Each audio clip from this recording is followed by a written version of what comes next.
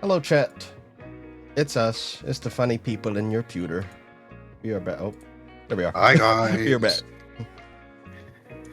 Hope you all are doing well. What's good? I hope you're ready to experience the horrors once again. Astrophobia time. Wait, I actually forgot for a second that we're still in this fucking house. You sure We're still in this are. house. You sure What's are. up? Hold on, let me. The rest of the campaign is just this house. Let me pull up the rules. Give me a second, because I'm like, Yeah, I can repost wait. the So- list. no, because I think I know where it is. Hold on.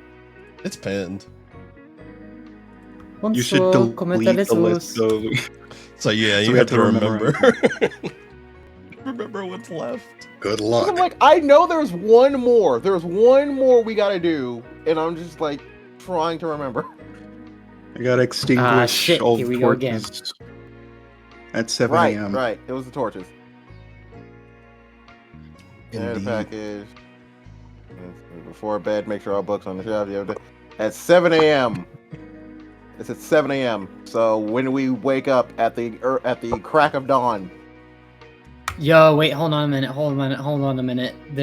Wait, no, Drawful, you didn't copy and paste that correctly. You forgot one. Oh, god damn What it. did I forget? You forgot rule 11. You need to hydrate. God damn it. What? Oh. I had to assist with the layup. Son of a... Ah! Hydrate or hydrate. I love how Shay was the only one who immediately knew where it was going. No, I knew where it was going. That's why I indulged you. I'm off my game. I need to get better. I actually need to get my funny up. Hey. Yes. Oh my god, I still have so many tabs open. I just haven't said anything since we unmuted. Hi, I'm here. Oh. And I'm Gyro.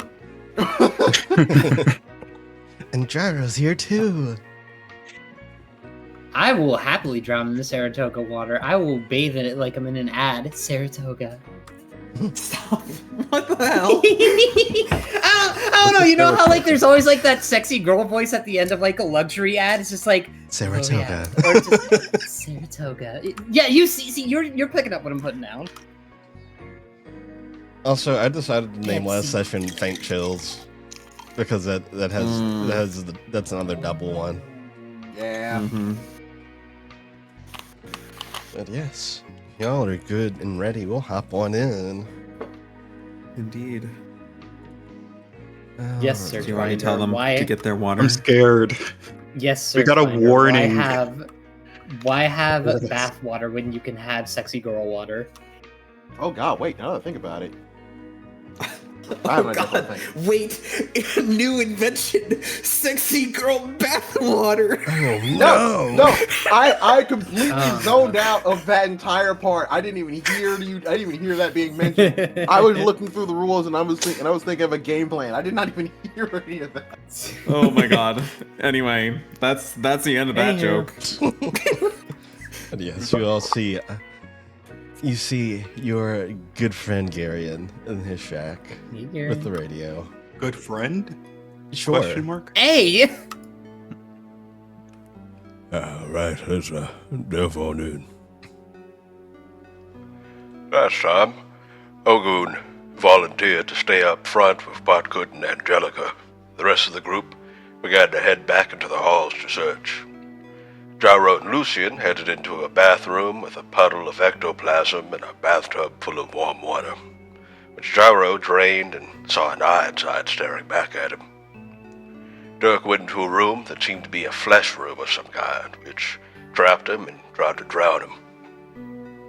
Dirk was able to escape after striking the fleshy heart suspended from the ceiling and make his way back into the hall. Meanwhile, up front, Angelica went to bed, and Blinky watched over her. Ogun and Potgood talked together about Nalka, and Ogun introduced Cheshire to him as well, something Potgood agreed to help Ogun with. There was a knock at the door, and someone asking to be let in. When Ogun and Potgood remained silent, refusing, the thing got angry and scampered away. Gyro and Lucian opened the door and found a smile, as was warned about in the note. The two were able to call Dirk over to feed the package without harm. Gyro started to feel more of that cold sensation from before, and on his way back down the hall after collecting another package, Gyro fainted and collapsed. Body brought him back to the shop front and tended to him, covering him in blankets and trying to warm up his cold body. Dirk took it upon himself to attempt a Dutch oven on Gyro, but he was too nervous to pull it off. Dirk felt a presence around Gyro, and a specter of some sort began to form, lifting Dirk off the ground like a marionette, before Ogun fired a shot to intervene. Gyro awoke to find the strange creature wrapped around him, but was trapped in a state of sleep paralysis. He tried to slink away with Gyro in its grasp, and Dirk swung his hammer at it, managing to also hurt it in some way. Ogun fired another shot at the end, causing it to dissipate into a mist and disappear. Gyro was able to move again, but was still dazed and winded from the interaction. The others insisted that he stay in the shop front and rest. Potgood was asked by Lucian if he wanted to come along into the halls, and he agreed he wanted to.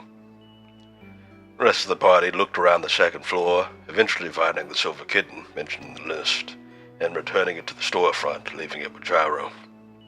The group headed up to the library, finding that there was a huge creature patrolling, humming to itself. The party had a very tense time putting the books back on the shelves as they hid from the thing.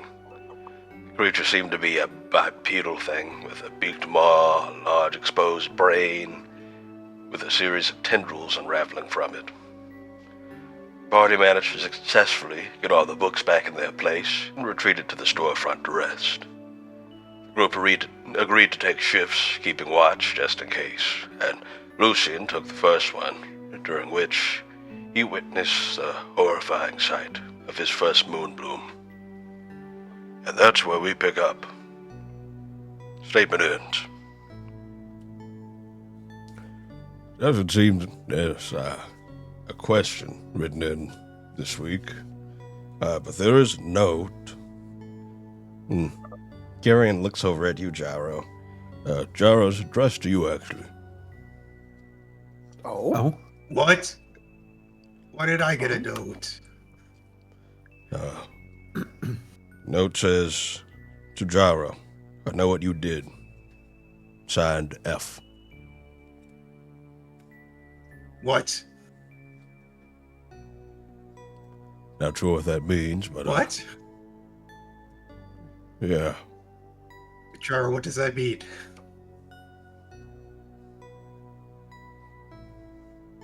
I have gone somewhat pale. Obviously I'm covered in fur, but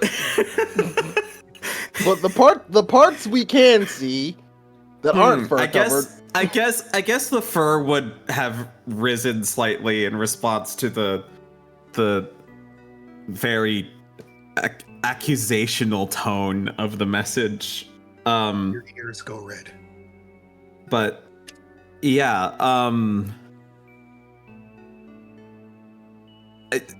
I just kind of stare. Gyro, quick, tell me before you forget. Oh, Gyro failed Gyro's letter test. Yep. Gyro, as you kind of go pale here, as the contents of this letter is read to you,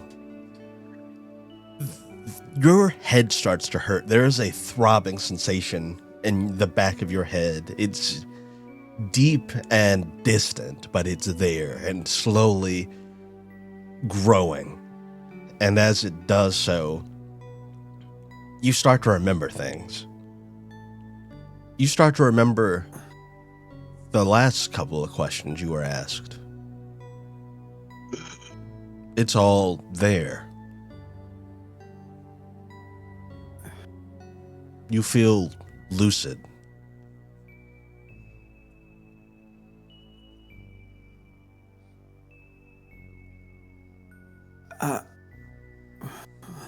Gyro, come on, spit it out. What is happening?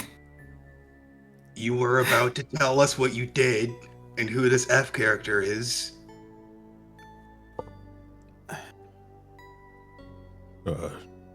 Gyro, you don't look too good. Yeah, No? why don't you sit down for a minute? Let's see what they're up to now. And we cut to the shop.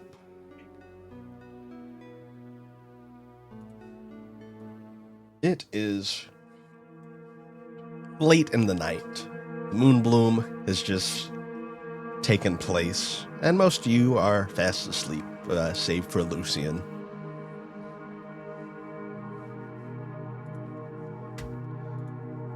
Lucian, you all don't see this because, of course, you're asleep, but Lucian kind of sits as the noise of the blooming sounds outside, the screams, the scampering of people that weren't fortunate enough to make it to somewhere safe, make it to shelter. And the sound of the wailing from it still echoing in his mind. He sits leaned against the counter of the store, clutching his longbow to his chest, staring forward with the red light of the moon loom peeking in through the windows.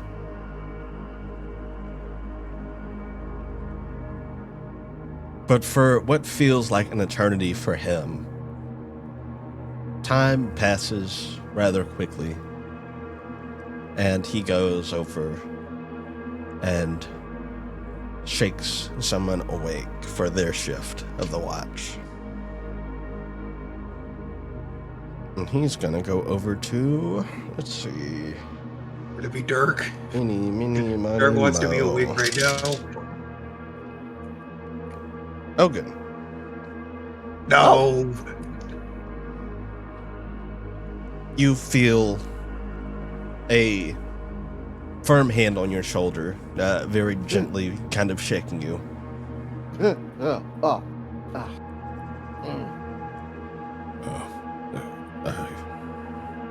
If you don't mind, I think it's time to swap out shifts.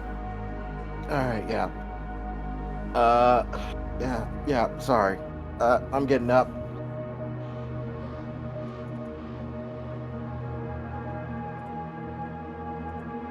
And as I'm getting up, I'm gonna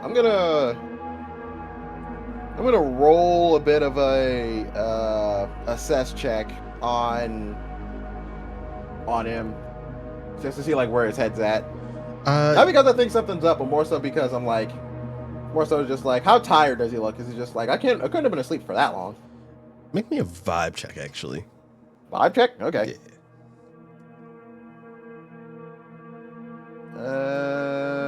Vibe. Yeah, I passed it. 15 over 14. He looks pretty exhausted, pretty worn out. He has been clearly very alert since you all went to sleep. And though it's subtle, you can see that he is still kind of trembling. You all right? Yeah, I'm just tired. All right, no, go on, get to bed now. I'm gonna go ahead and get my pose. You get some rest, all right? All right. Hopefully, nothing happens. It was pretty quiet during my watch. Oh, that's good. And I get up and I go to the front to just like do my watch. I sit on the counter like gun ready, and just polishing my knife. Lucian goes over to a corner, kind of leans up against the wall, and before you know it, he is fast asleep. Right. While I'm polishing my knife, I'm gonna Ogun's just gonna take like a bit of a suggestion from Potcut, and he's like just sitting there, still vigilant, still making sure that like everything's fine. But he attempts to reach out and talk to Cheshire. Sure. In doing so, I would say if you're using any of your equipment that you share a connection with Cheshire with, I would say make a craft check. Otherwise, make me a mysticism check. I am looking at my knife, but yeah, I'm looking at my knife, so I think craft check would probably be better. Oh, that would have worked either way. I'm gonna go. You know what? I did say craft check, but I'm gonna go mysticism on this one. Okay. You reach out, and there's this kind of warm presence, not physically around you, but in your head, there's a connection there. And in a familiar sense, Cheshire looms behind you, listening, waiting intently. Well, I know from when I was talking to the kid about communicating with demons and such, that you got the impression that I didn't really know what to think of you. But above all else, the thing I wanna, if you are the type of demon that is similar to what Potcoot has made friends with, then I hope going forward, I mean, you can have a bit more of a trusting partnership as opposed to the coldness that we've kind of been treating each other with. So for any ill will on my part, I apologize. I just want us going forward to basically have whatever friendship that Potcoot has with Naka. I also want to know a bit more about you while we're doing this. You know, how, like, where you come from, who you been around, things of that nature. You can see Cheshire kind of stews on those words, thinking them over, chewing them up.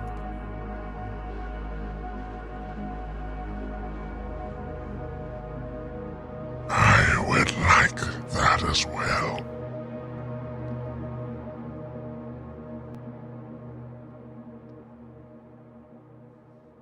Well, all right then. Tell me something. Were you there tonight? My parents were ripped from this plane, from this earth. I have been there even longer.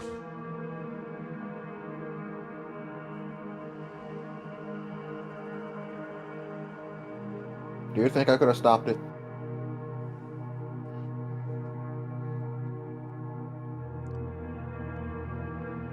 Fate is strange. There are never a right or wrong action or decision. However, in some strands of reality, such a thing could have been done.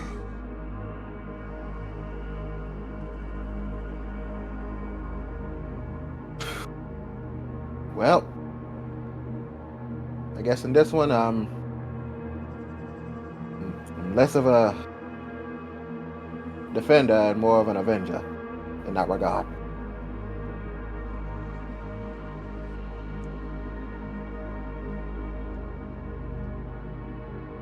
I seek vengeance as well. It is Against who? something that makes you and I very alike.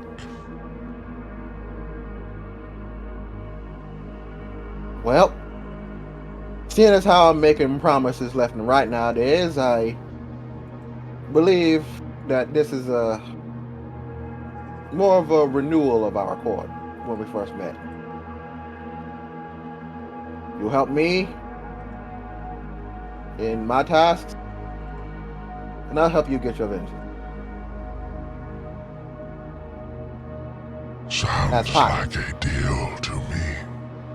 But we do this as partners. Not as master or servant, not as slave and other types of such. We're on one accord. Despite our differences, I do not think myself above you. I never thought myself above you either. Quite frankly, when I first met you, I was terrified. I may have put on a red fist for it, but you can be quite intimidating when you want to be. And after all, without you, I could not exist.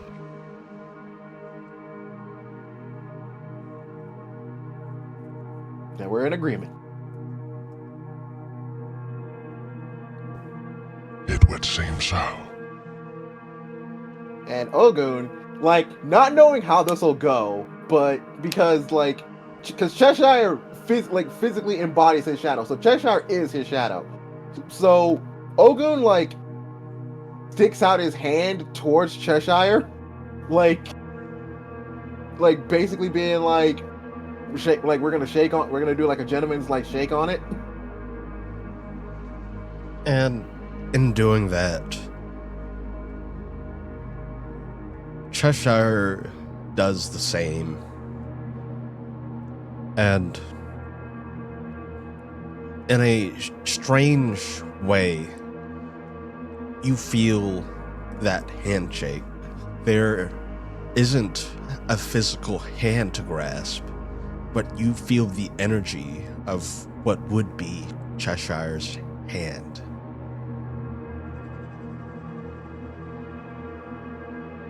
You know, this shop has a couple of trinkets and such that I might be able to channel something through you, or you channel something through me. It could probably give you something a bit more physical.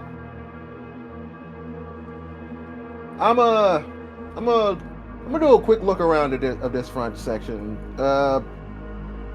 Make sure you keep an eye on everything while I look around. Can you do that for me? Very well. Alright.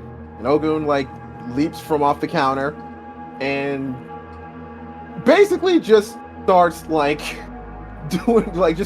raiding the front of like the freaking place. He just starts like looking around through this shop, just being like, all right, let's see what she has there, because I didn't get a chance to do this before. Yeah, go ahead and make me an assess check.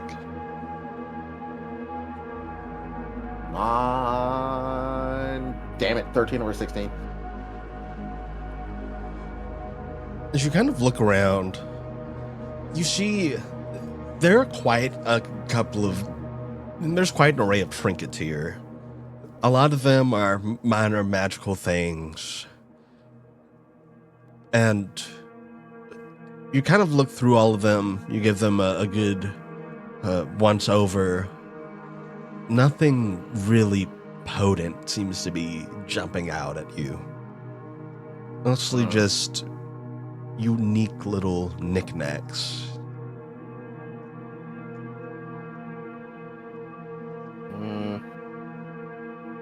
Well, and then here, probably for the best. Probably wouldn't have felt good taken from her in the first place.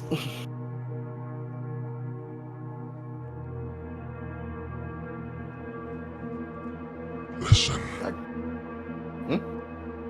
You see Cheshire point towards the door leading to the halls. Make me a perception check.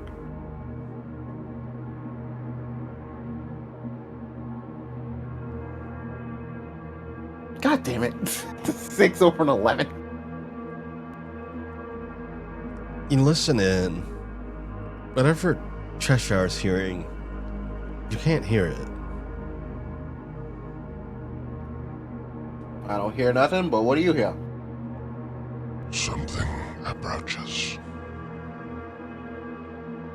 It sounds small.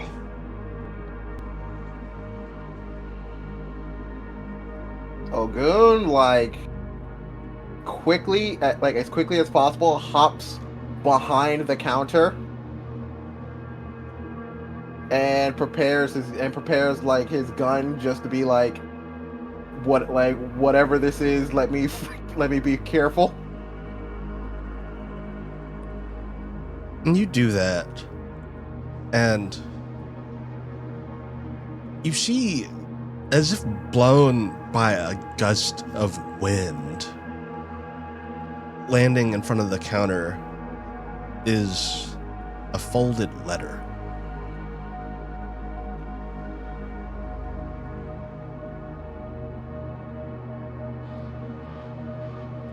Not supposed to interact with anything. I'm not gonna read it, but I'm just gonna hold on to it. You go over and pick it up. I walk over to pick it up. As you go to pick it up, the letter unfurls. Shit! Make me a composure check. Shit! What's my composure? Where are you? Intelligence for presence. Fuck. Okay. So I just have to beat a 7. 19. Let's go. Woo. As the letter unfurled, you see an illusory image on it that quickly begins to fill your mind, but you're able to shake its grasp away. In the moments you did perceive, you were seeing a past moment. The very one you just discussed with Cheshire.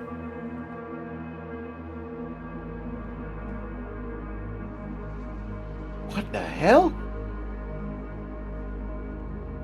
And as you kind of shake your mind of this thing's grasp, you see that the letter seems to have small, kind of insectoid limbs that wriggle and kind of curl inward as if it were a dead insect. It.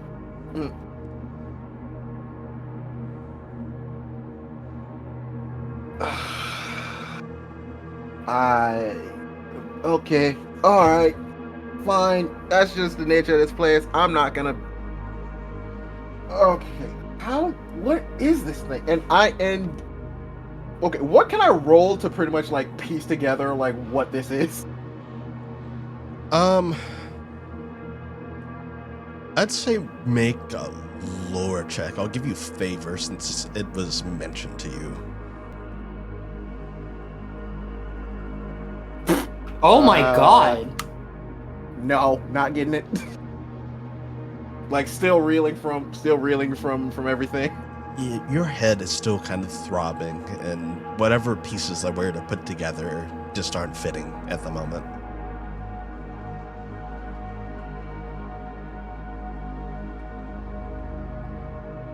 Well, I don't know. Does it look like it's spent? Like it looks like if I pick it up, like it's not gonna activate again? Yeah, looking at it, it looks dead. Cheshire, you think that thing is magical enough for you to take anything off of it? Perhaps. Well, how about it? Cheshire will reach out to this letter, and you see this kind of wispy black energy being drawn out from it. You hear what sounds like paper ripping. And once he's done, all that is left there on the floor is a blank sheet of parchment. No insectoid limbs, no illusory image. Just a piece of parchment.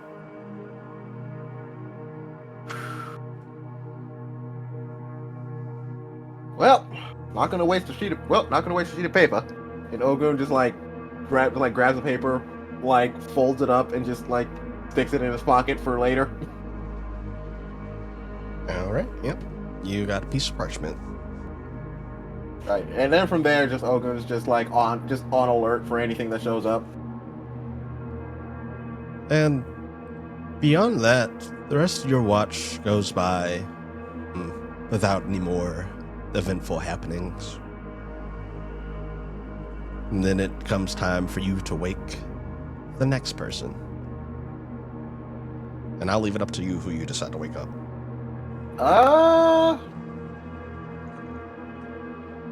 No, I don't know how much I like the idea of poking the bear, but in this instance, it's just fine. Ogun goes to wake up Dirk. He snaps awake, immediately jumps to his feet. Where's Gyro? Gyro, speak to me! Goes over and shakes Gyro violently. Probably shouldn't have done that. Gyro, you feel your body being jostled violently. What? What did you do, Gyro? And Gyro, as you become conscious, your head kind of hurts. And you remember the questions. It's all still there. And along with remembering the questions, you remember the most recent letter.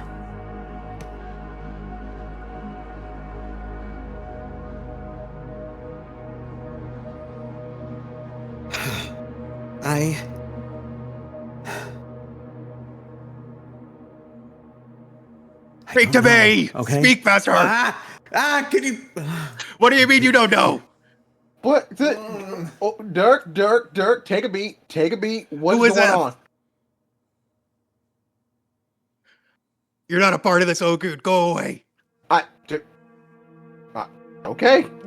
And Ogun walks off. Before Ogun does walk off, can I look at a clock and see what time it is? Yeah, looking at the nearest clock, it appears to be about 2 a.m. at this point. Okay, we've got 5 hours. So Ogun's just all right, well, you two sort out whatever. I'm gonna go get some sleep.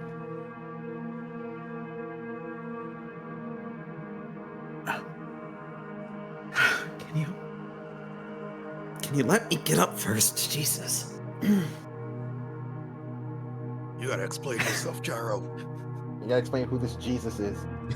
You're right. I just referenced something that doesn't exist in the universe. Well, no, Dirk said Christ a lot last session. Let's change that to Jixus. Let's just retcon it. Close enough. Let's not make the god of trickery and deceit our Jesus figure. Look, it's the closest phonetically. You're just gonna have to deal with it. To quote History of the World, I guess by Bill Wirtz, you can make a religion. No. They already have. You have lost your standing privileges until you tell me what the fuck you did.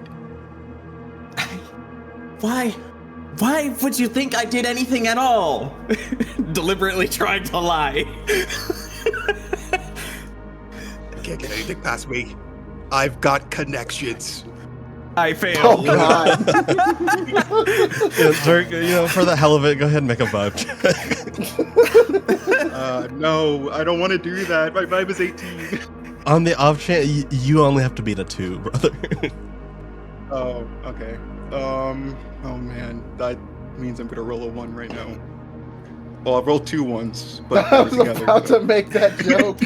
Yeah, you're good. Gyro is holding something back, most certainly. Don't give me that bullshit, Gyro. You can't bullshit a bullshitter. I'm so good at shitting, you would never believe. Briefly stunned out of my stupor. Because that is the craziest fucking way you could have possibly said it. My mouth just goes agape very briefly, and then I shut it. All right. You know what?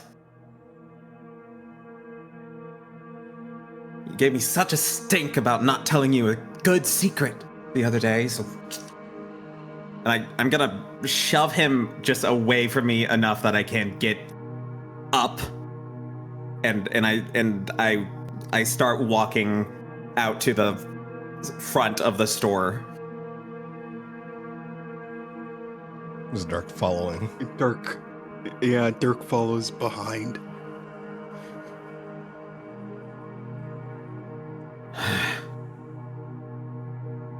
As I do, I actually, I locate like my bag, and I pull out my journal and actually the journaling kit as a whole. So the journal, the pen, the ink. Yeah. And when I reach the front counter, I kind of walk around to the opposite side, mostly because I don't want to be cooped up behind the counter.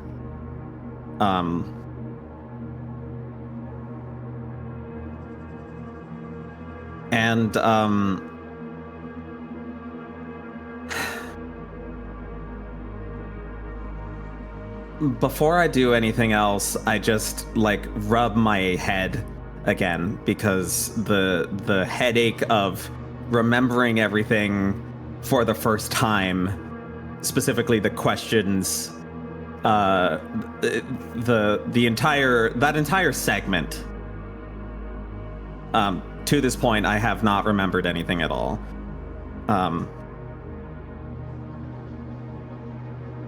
And that still hurts, but I rub my head and I try to shake it off, and I just kind of look at Dirk, and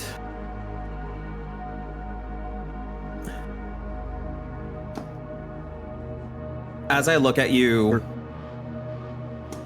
I make an effort, visibly, like you can see my expression shifting from that kind of like angry, agitated to that cold.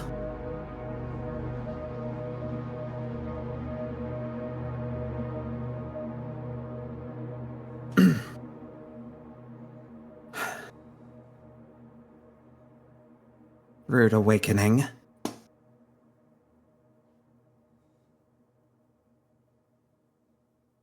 Oh. So, the truth. Want me to tell you, what exactly I did? Truth is, I don't know what I did, Dirk. I did something. I certainly did many things, but whatever that letter was referring to could refer to any number of things I've done.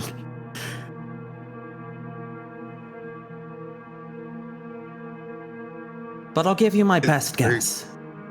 Okay, good. I was about to get really mad. I mean, that's like so vague. It applies to literally everybody.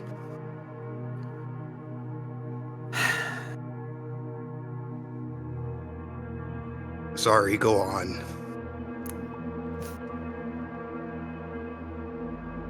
As you'll notice, Dirk, you notice as I begin ranting and raving at you that that cold personality comes and goes with the phrases and the words and the syllables. It's not like stable in any way. it is very clear, given the specific circumstances right now, that I'm not in an emotional state to sustain whatever persona that is.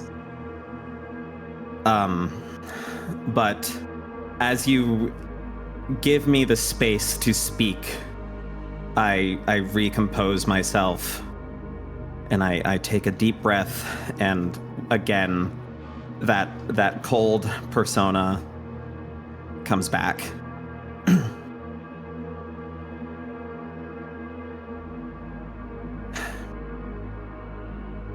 About 7 years ago, I was part of a cult.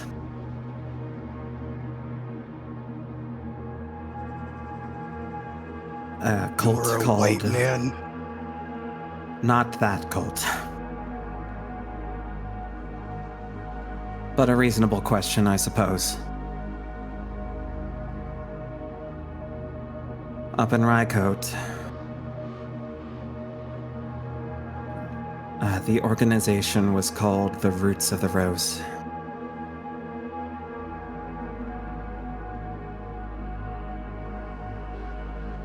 It was formed specifically for the purposes of studying the effects of the blooming, the blossoms, the scars,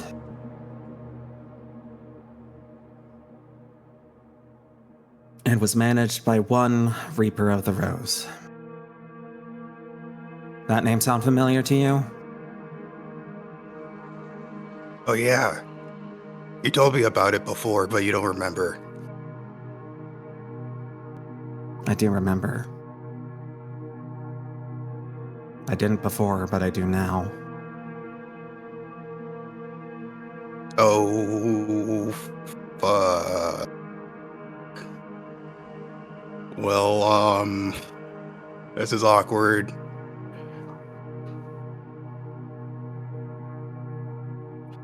So, what did you get up to in that little cult? For 3 years.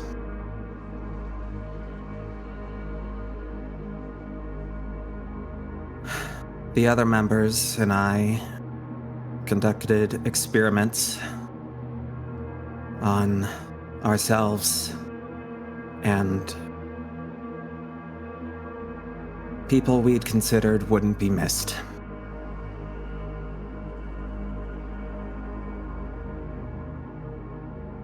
Dangerous experiments that got many of us hurt, scarred, mutated, killed.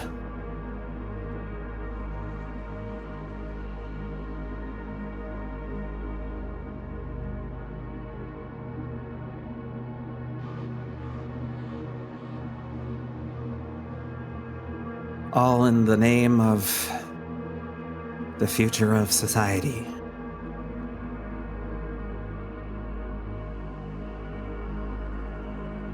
Such an ambiguous thing. What society? What would be left?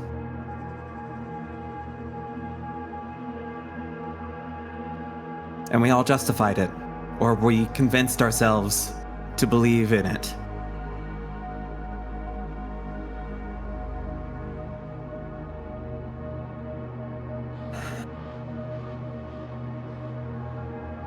But somehow, despite everything,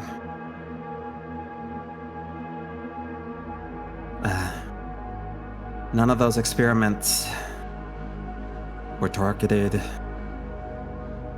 towards me. And when I was ultimately cast as the next experiment subject, I chickened out. I took it all to Rycote's authority and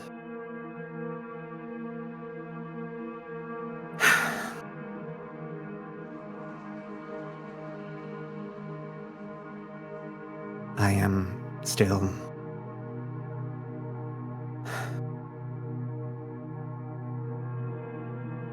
that weight today.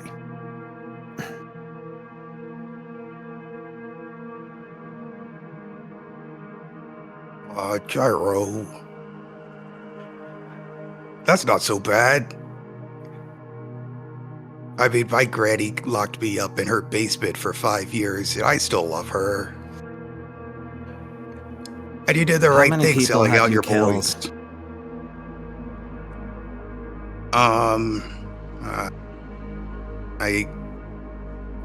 I guess I didn't, but I tried to kill my father and my brother.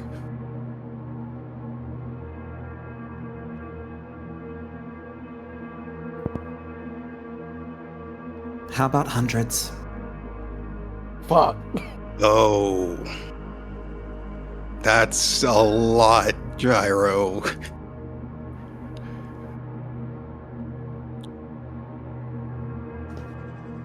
Huh.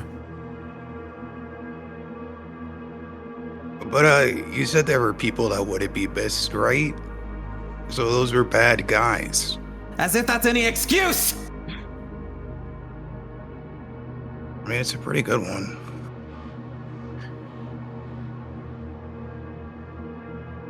It doesn't matter what I felt.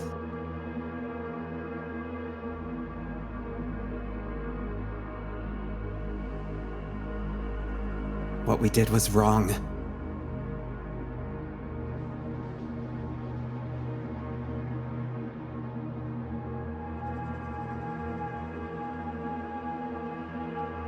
But you're making it better. Well, I mean, once you cure abuse scars, then like it equals out. Does it? Yeah, you would have saved hundreds.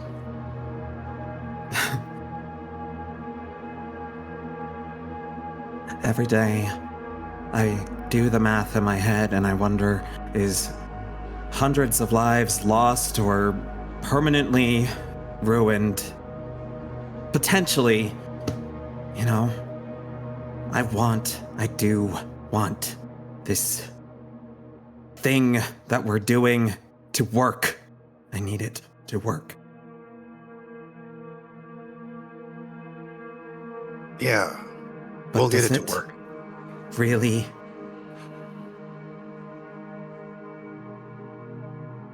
It doesn't.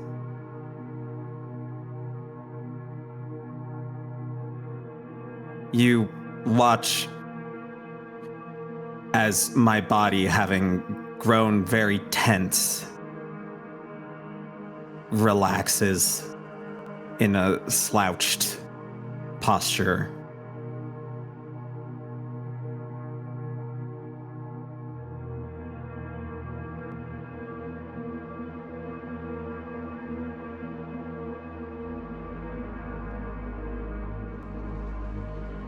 You are right about one thing.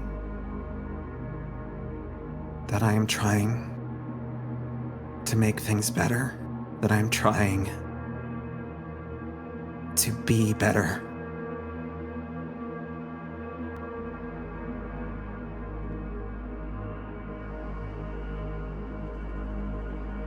That's why it's my job to look after people. To pay attention, to do the right thing, to listen when no one else would listen.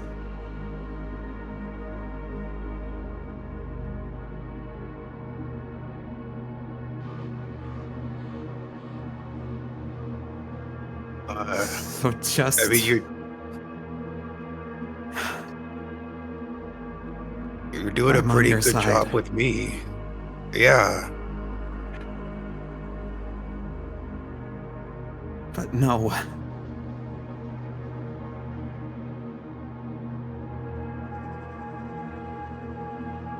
If I didn't think you were a good person, Dirk, I would have already killed you.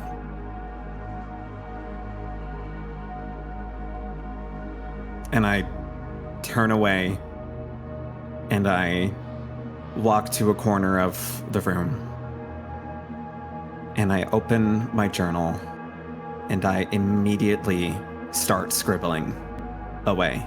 I am stream of consciousness, my thoughts, not about any of the conversation we just had. The only thing I'm focusing on as I'm writing and scribbling and is I'm basically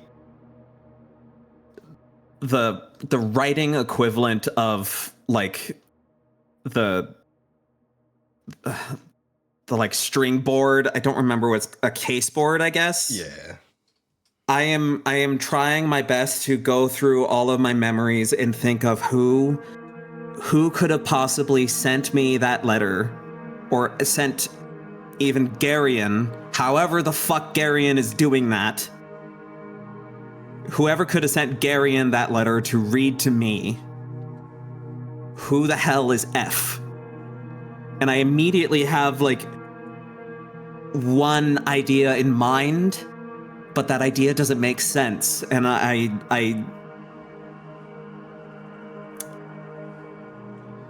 I immediately, the first thing I write in my journal is Freya, and then strike it out. The only if Freya had sent me anything like that, I wouldn't understand why. It doesn't make any sense because she already knows. So who the fuck could it be? And is F just an alias? And that's what I'm doing. I'm furiously scribbling away in the corner into my journal. As you're doing this, Gyro, as you're trying to piece together who F is, you search the recesses of your mind. Go ahead and make me a lore check. It's hindered. A hindered lore check. Drawful, have I ever told you how lovely you are? Hey, Drawful, if you turn this from hindered to normal, we'll get you Bojangles. Ah! Can I? No. Not him slamming the table, Jesus. You Damn search it! That deep was in the your most- mind. That was the most pain-filled fuck I've heard from you in a while. You search deep in your mind. Who is this? There's so many people in Ryko. There's so many people you've interacted with. This could be so many people. And you feel that you have a thread, that there is something there, and it starts to fray at the edges before it snaps and you lose it.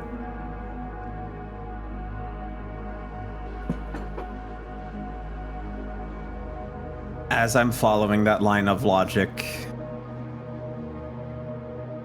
the scribbling, like somehow I'm already scribbling so furiously, but it's like louder or faster or somehow, you know, Dirk, you can hear the texture of my writing shift.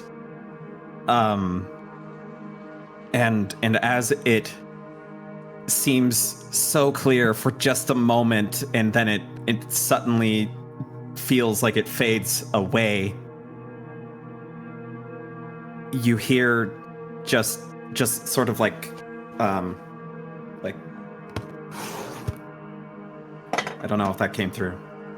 Like, I heard that. Rip. this one last little stroke of the pen as it just trails off, and the pen off the page, and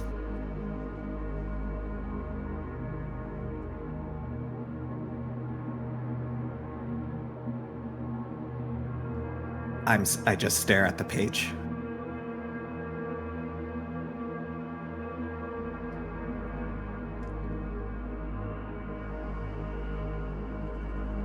Gyro, buddy.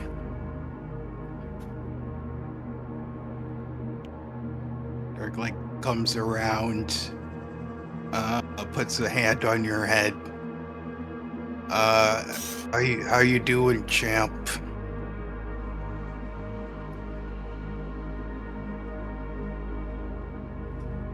I see you're riding something. That's good.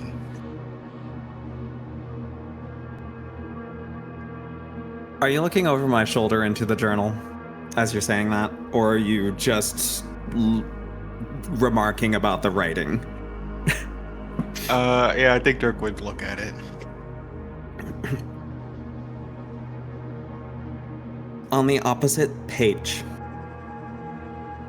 are sketches of creatures you have never, or you may have seen before, in a disturbing amount of detail. What manner of creature?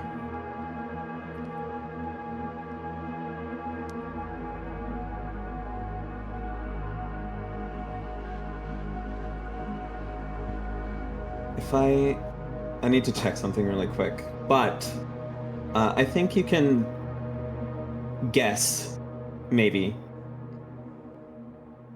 I don't know. Drawful, can maybe an insight check for this before I explain? I believe that would be a vibe. Vibe? Perhaps a lore? I'd say lore. Oh, lore? In this Yeah, case, it's, examine and figure out the what creatures. the creature is, yeah. Yay! I did it. Yay. What does he see?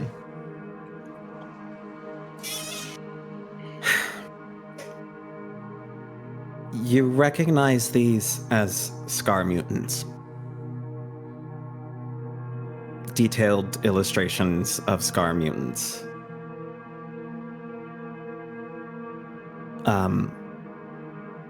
You see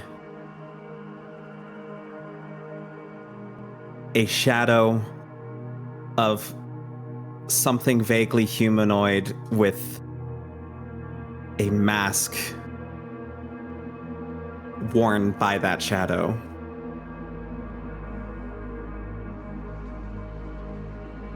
And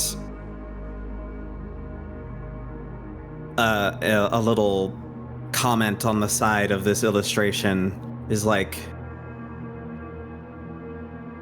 it was wearing their own face.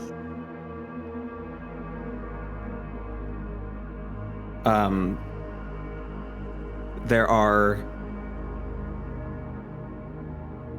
mutants, a couple sketches of mutants that appear similarly to ones we've encountered previously, where there are just extraneous bones and limbs that don't look like they're complete, like they're finished, like they weren't thought out in any way. Unnatural, sort of insectoid in appearance. You see a set of heavy armor, plates of some sort,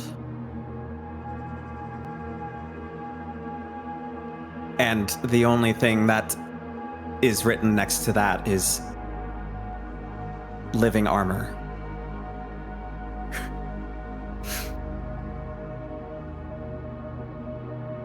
Oh, that's a fun concept to imagine. And what you glean from this is these are all scar mutants that I have personally encountered with the conversation we just had. Perhaps through the experiments I conducted as part of the cult.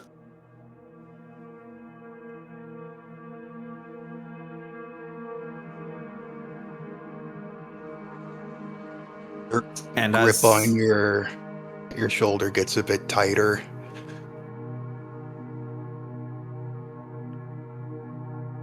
As you take that in, and I feel your grip get tighter, I very softly, without any sense of the energy in aggression I had was projecting earlier. Just, you hear very quietly, those are the people I carry with me. Everywhere I go. And there's more of them.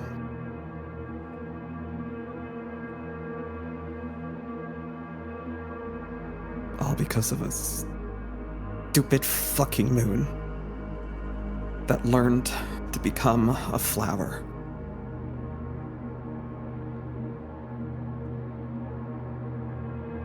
Why don't we put the book away for now, champ? All this doom scribing is not good for your head. Doom scribing. God damn it. Doom scribing. Doom scribing is crazy. It's so good. Oh my god, that's great. Dirk wants to close the book and set it down. As you reach for the book, I close it, holding it at the spine and just clamping my hand shut. It has that very satisfying, like, thump.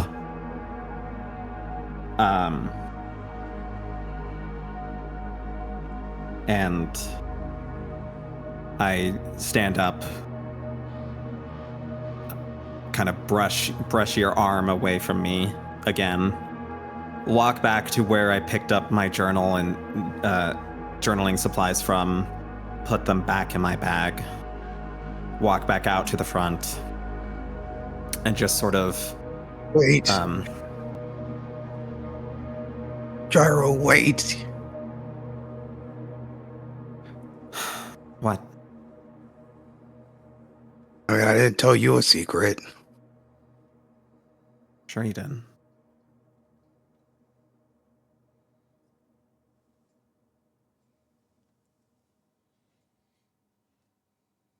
Didn't you? What do you mean?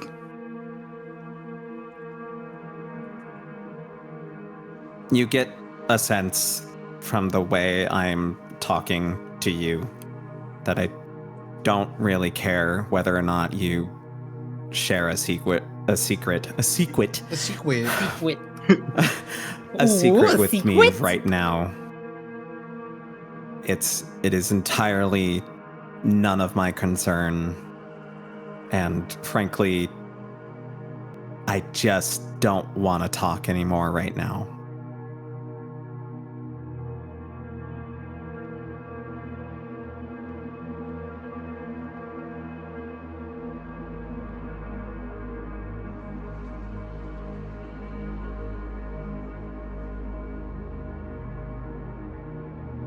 If you want to talk, let me put my stuff away.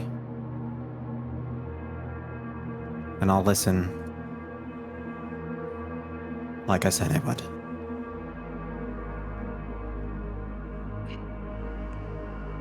Maybe you need a nap right now.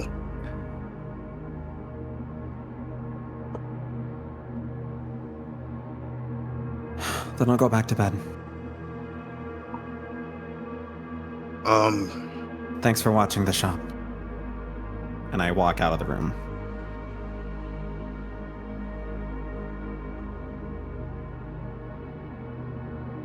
Dirk is just kind of awkwardly standing there. It's like slapping his thighs. Dirk, you realize as you watch Gyro go, in the corner of the room where Lucian had slumped down, fell asleep, she was kind of sitting awake, staring forward.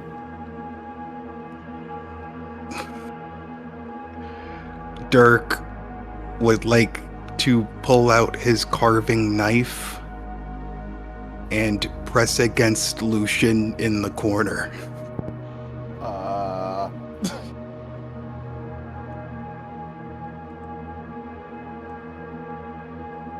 As you approach him with your carving knife, He'll stand to his feet and hold a hand out. What are you doing? You're not gonna say anything about what Gyro and I talked about, are you? I didn't hear all of it. I woke up. That's the wrong answer. You didn't hear any of it. I'm not gonna say anything.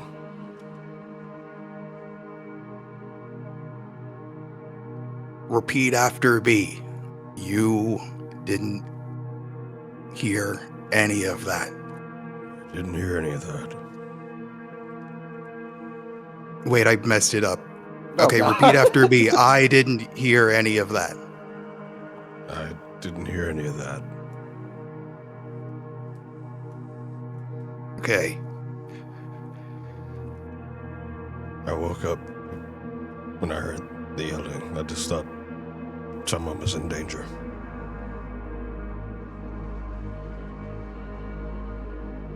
No, everything is fine. If anybody asks you what happened here, you are going to say that, what's a good lie?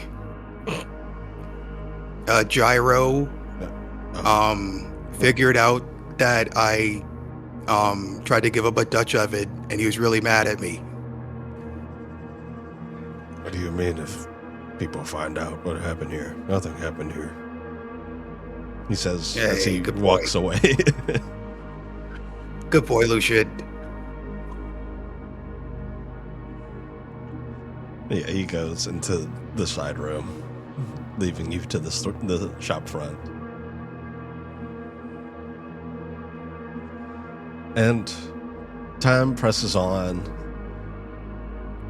and before you know it, it is 5 a.m. and your watch has ended.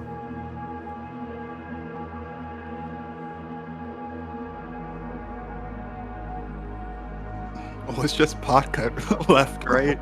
Oh God, do we really want to leave him alone? That is up to you. I mean, we already made the choices. Fate is already sealed. Dirk. Hey, you sent me back to sleep. You could wake me very up true. again. No, Gyro, you need nap time. I mean, you could just wake Ogun up again because because as you know, but you probably don't even know this. Never mind. Yeah, I don't. So Podcut is the only option. Dirk will go over and gently turn Podcut over with his foot like a rotisserie hot dog. Podcut, you feel yourself being flipped over. Not over yet. Yeah, kid. It's your time to watch. Okay. What does Podcut do and watch for? You just stand here like you were earlier. Don't talk to anything. And just make sure that Gyro stays asleep and that Gyro is safe. Okay. What about Ogun? I mean, if you have time, I guess you could check on him. Okay. Podcut will also check on Wolfman and Angelica. Oh, yeah, I forgot about her. How are you doing with her, kid? Have you made her your wife yet? No! Ew, no! Podcut doesn't want cooties! It's okay. Cooties feels really good. No, they don't. you'll understand. It might feel a little funny at first, but like it's a good time. Pocket is gonna like reach into his hood, plug his ears. La, Pocket's not listening to stupid Dirk. Oh, okay. Peeks and pulls his fingers out. Podcut.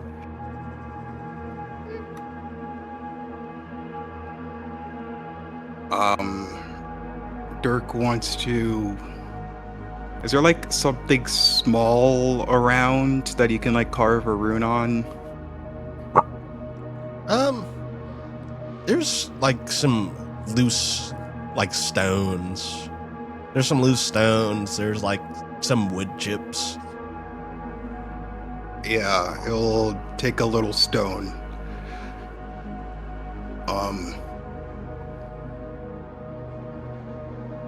So, since, you already found my little rune thing, there's not really a point in trying to keep it secret anymore. So,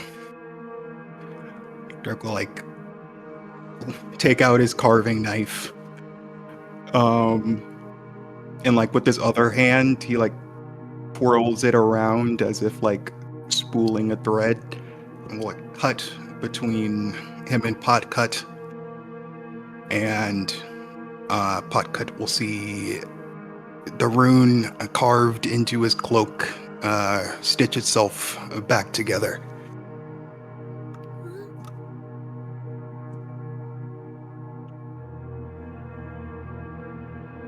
Potcut is gonna pull off his owl cloak in front of you for the first time. You notice all he's wearing is like a hay scarf, like a little green shirt and little khaki pants. And he looks very like thin and frail. He investigates the back of the owl cloak and sees that the back is gone and stitched up. But then Potcut kind of squints a little bit at you and says, Why is Dirk doing this? I don't know.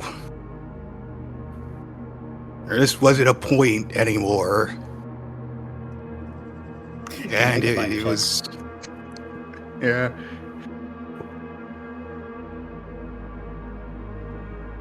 Dirk will attempt to beat. I rolled a 19 over 14. Well, I got an 8, so too bad you didn't get it. Potcut is going to take in some of Dirk's words for a moment and see that the owl cloak is now all stitched up and stuff. And he's just going to squint his eyes after hearing that and interrupt you and say, Dirk, say to Potcut Dirk is sorry.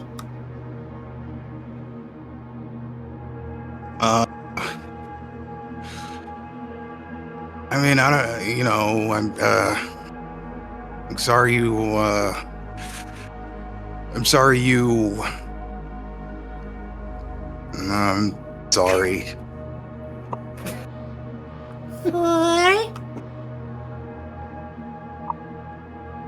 For cutting your cloak with a really cool rune that protected you, don't forget. Potcut looks at his cloak for a little bit. And then he'll look at Dirk.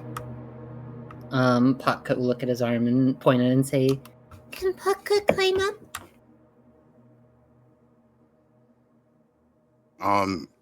Sure, knock yourself out, kid. Potcut will crawl up your arm and then get on your shoulder. He'll gently wrap his owl cloak around your neck.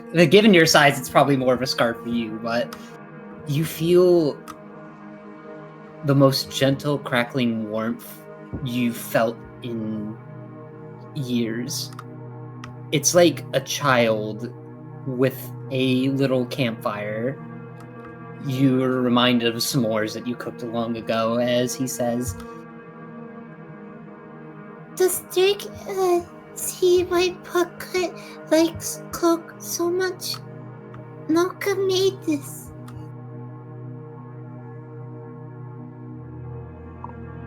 Oh, sounds right that a demon can make a warm cloak. But Noka's good demon, and Puckcut knows Noka made this for Puckcut because Noka said Noka and Puckcut would be best friends forever.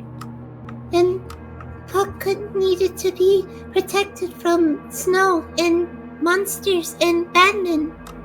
So Noka made this. That's just how they get you, kid. Shakes his head. Puckcut doesn't think so. If Noka was really bad demon, Noka would have eaten, smashed, or killed Puckcut now. But Puckcut is still here. I mean, I haven't smashed you and I'm a bad person. Well, He looks aside, but then he looks at you and says, no. Dirk is only being bad because Puckcut was bad back to Dirk, so... Puckcut is sorry that Puckcut hated Dirk for a long while. Puckcut doesn't want to hate Dirk. Puckcut just wants to be nice because Noka told Puckcut that Puckcut should never hate anyone or anything. And Puckcut feels bad breaking Noka's promise and hopes Puckcut can say sorry to Noka, so... Puckcut's saying sorry to Dirk for now. he goes quiet.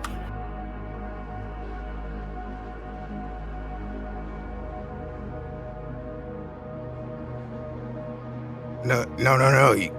You have to hate me, Puckcut. Why? I don't know. It'll just make things easier. Puckcut doesn't understand. Puckcut thinks giving hugs and kisses is a lot easier than punching and biting.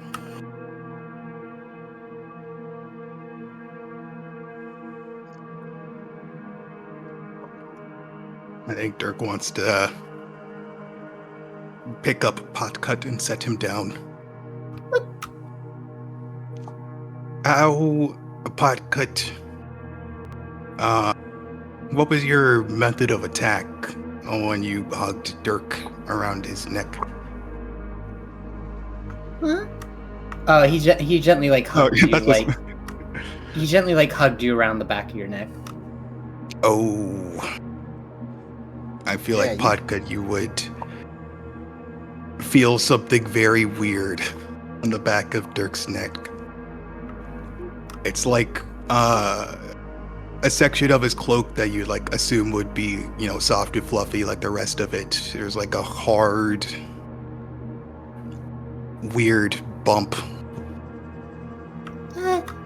Puckcut's gonna pull his cloak off and re-equip it around his body and poke your cloak where he felt the hard spot and ask, Dirk, what's this? Don't worry about it. Is Puckcut allowed to ask for help? No, Is Dirk sure? just do your job. Dirk will Okay. stomp off. Night, night, Dirk. Torches! he's gonna walk. He's gonna walk over to the door. Knock, knock. And Puckcut, you walk over to the door, and the little kitten, the silver kitten you guys brought back, is over at the door, just kind of pawing at it. No. Dirk, No. Dirk would hear this, right? Like Puckcut did this immediately after. Yeah. Dirk will come back out from the side room, and it's like, Puckcut, that isn't part of the job description. What is it? You're supposed to watch over Gyro, not go to the door. But torches! Hey! Just wake us up at 6, and we'll handle it together. Actually, what time is it now? It's 5 o'clock. It's 5. So in an hour? Yes. Yes, I'm sure, Potcut. Just do your job. Gosh. How is Pocket supposed to do one job when Pocket has 2 jobs? You're fired from the other job, okay? Okay. Wait, actually, that's a fucking good point. Can Potka tell time? If he can see the sun and the moon. Fuck!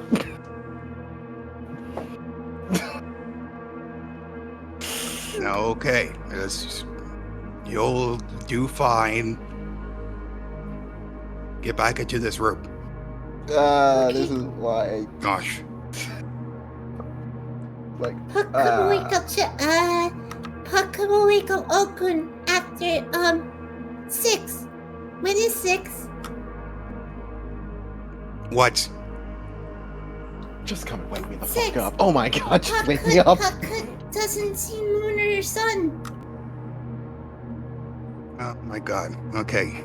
Well, guess I'll teach you how to tell time. Gosh, you're so high maintenance. That's why we don't rely on child labor anymore. You're... whatever. What's that mean? Following behind Dirk. You don't have to worry about it. I mean, you might have to worry about it. I mean, Christ was trying to bring back child labor, but... What? Nobody else wanted to... Nobody else wanted to go for it. What? It would really increase the tax revenue of Broodwater.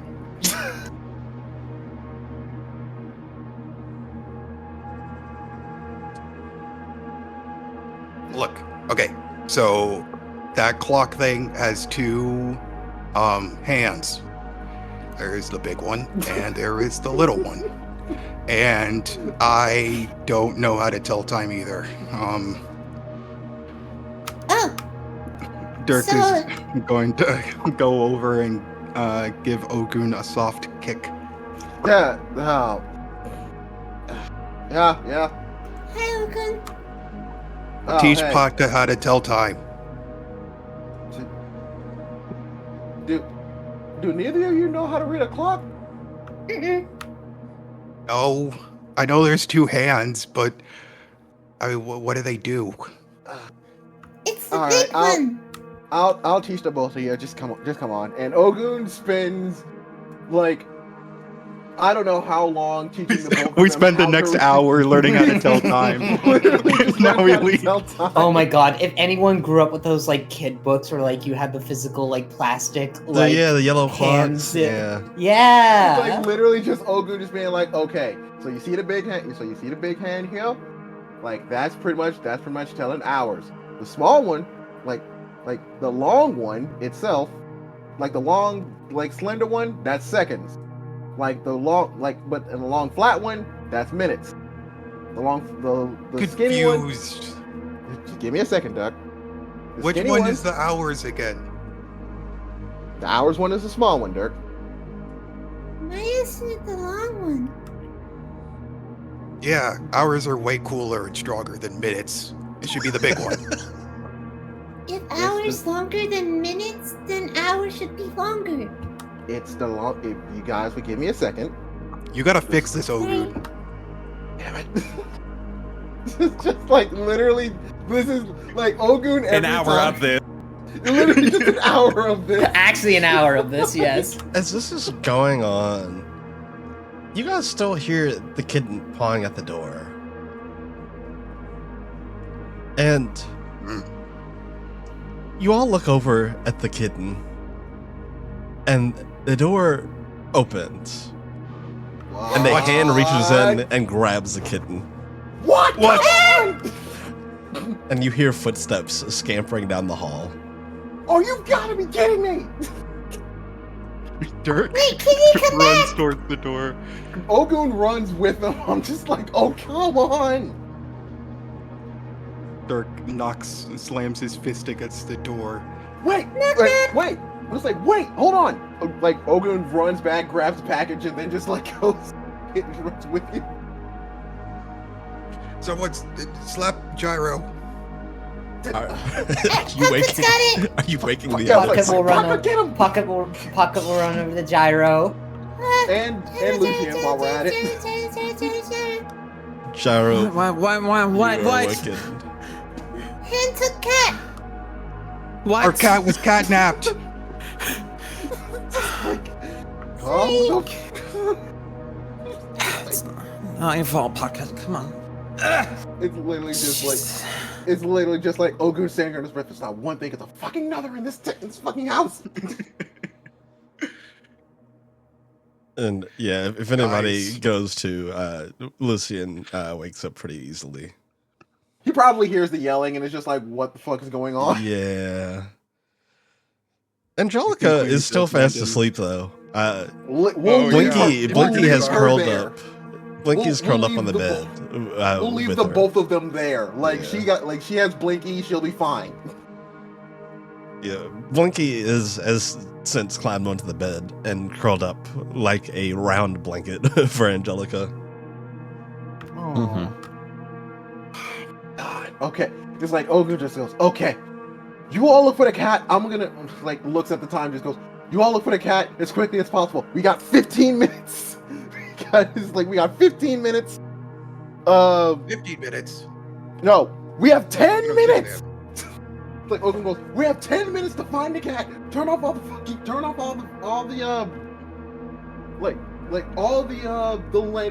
lamps, and then get out of this hallway. You all look for the cat. Torches. Like Ogun was going like, Wait, Pocket, is it Pocket, 6? Yeah, it's Uh, she's still got an hour. Oh, we still have an Yeah, hour. it's Never good. mind. Fuck it. Yeah. So we have an hour. So we have an hour and 10 minutes to find the cat. All right, Yeah. what's the move?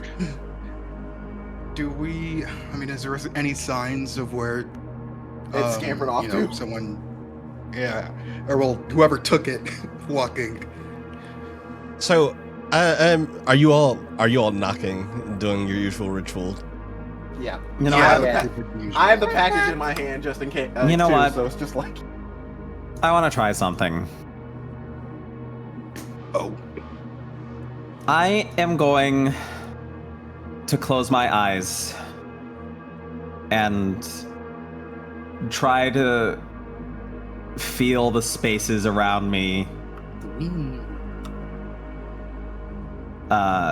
with the wind.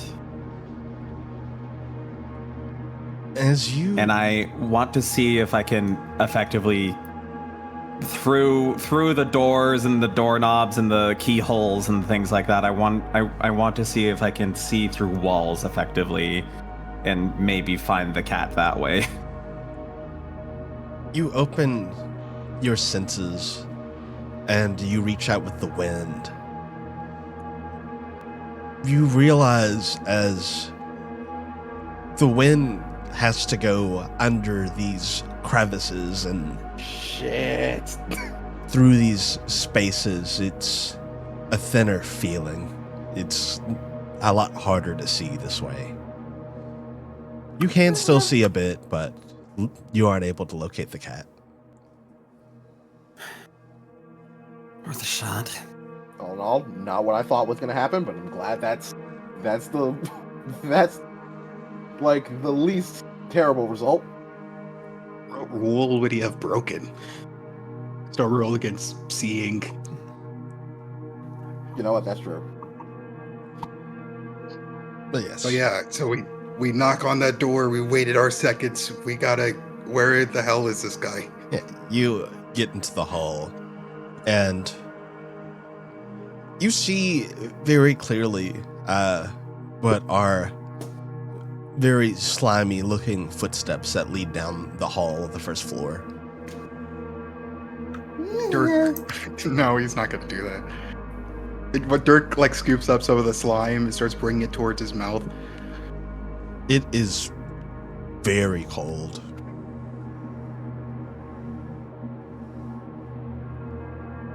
Guys, it's cold slime. Wait, hold on. Blah. Wait, the library is on the second floor, right? Correct. Okay, good. Then we're fine. If it's not going up to the second floor, then we're fine. Then that means that it's not located in the library. All right, let's split up, gang. We can see the Ogun- footsteps. I was gonna say, we can mostly just be able to follow it. Yeah. Pocket points at the footsteps. And Ogun like pipes up and goes, "That's a good plan, but you also have to remember that these rooms are kind of weird. So It's a wacky house. Even if we do follow the footsteps, it might not spit out at the right spot." All right, we're wasting time. Dirk starts running down the tracks. Fair enough. Let's go. So you start following the footsteps. Is everybody following the footsteps? Yeah, pretty much.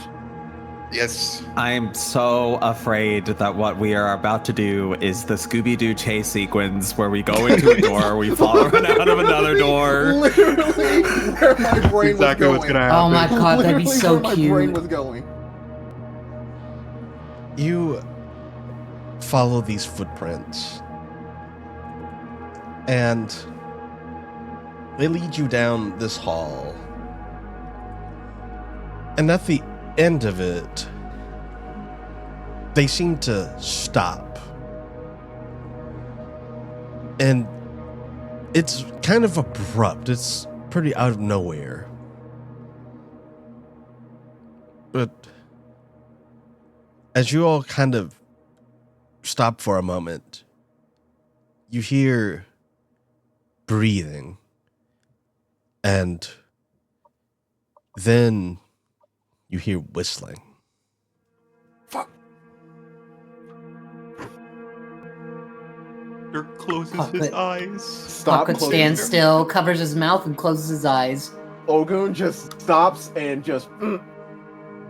Oh, I'm about to have a very interesting experience, aren't I? Oh no. All right. I do as the rules say. I close my eyes, and try not to make a sound and not move. You all close your eyes, you stand still and try and be silent. The whistling starts, and you hear something drop down from the ceiling and land heavy in front of you.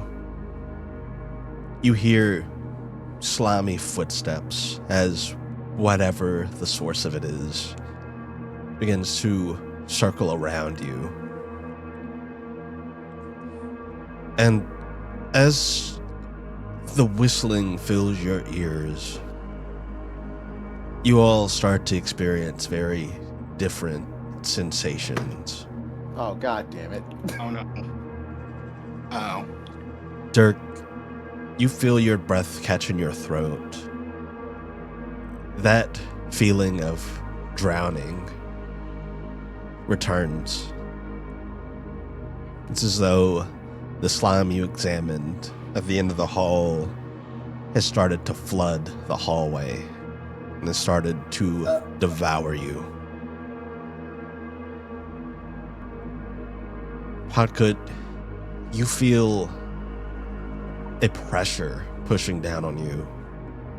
Something heavy. As though it's trying to squish you.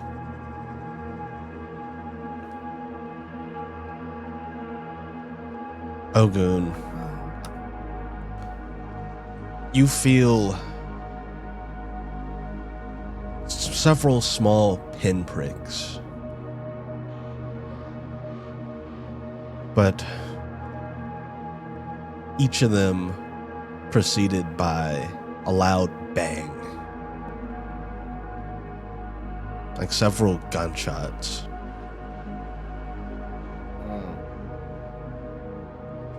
And Gyro, you feel like you're on fire.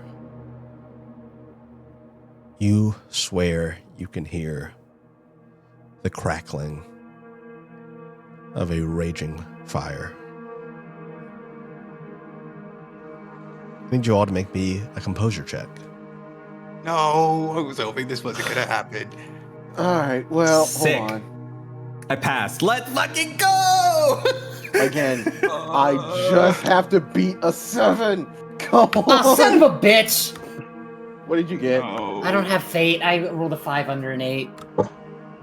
Come the fuck. Okay, hold on. I'm spending a fate. Hold on. If I get a 4, I might do this.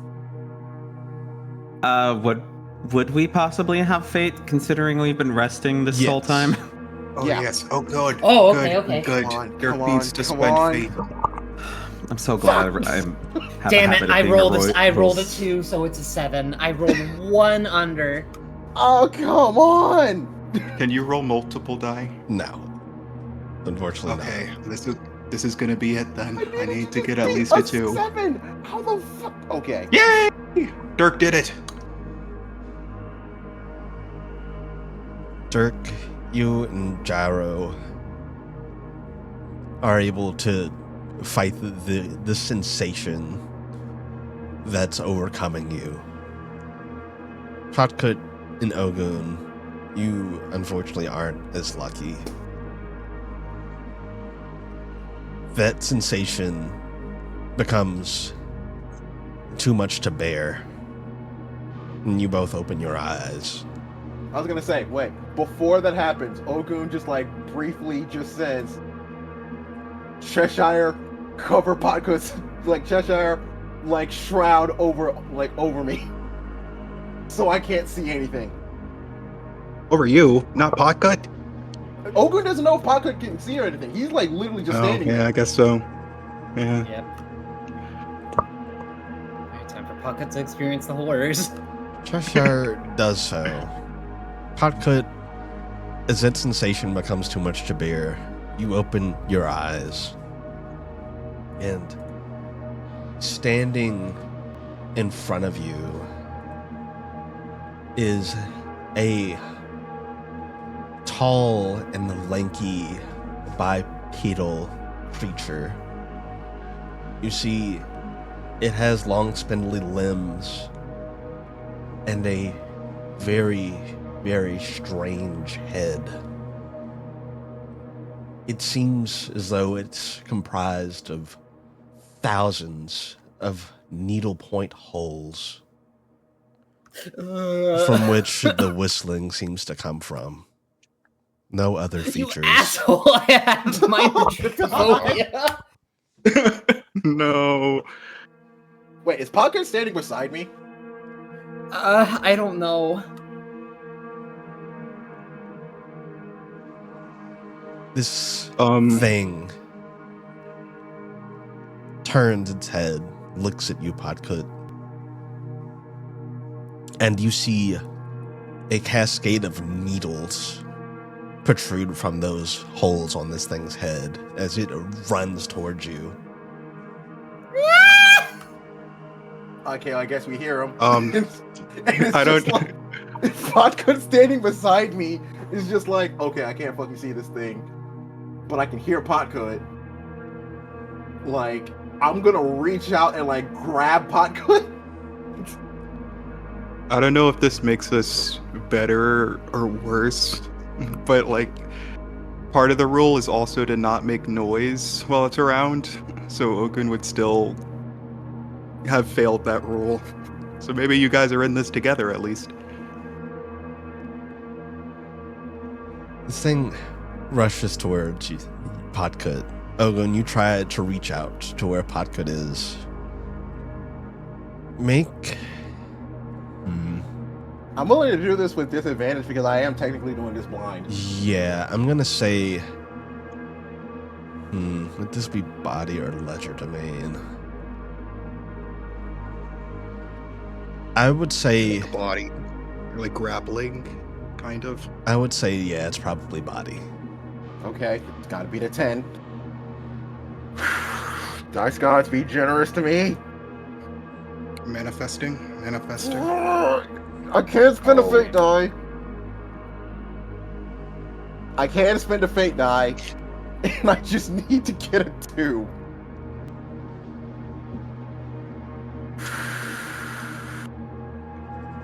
Come on! Well, that's not gonna work. This thing rushes forward, and Ogun, you try to reach out and pull Hakut towards you, but you underestimate just how fast this thing is moving. And in a moment, you feel something go through your hand. There is a stinging cold.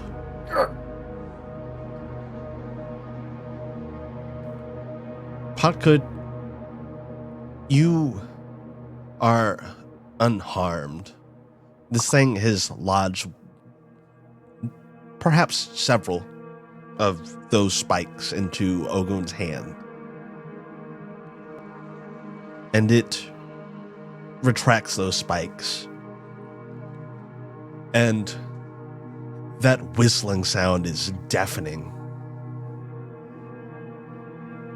I am going to put the two of you in initiative. God damn it.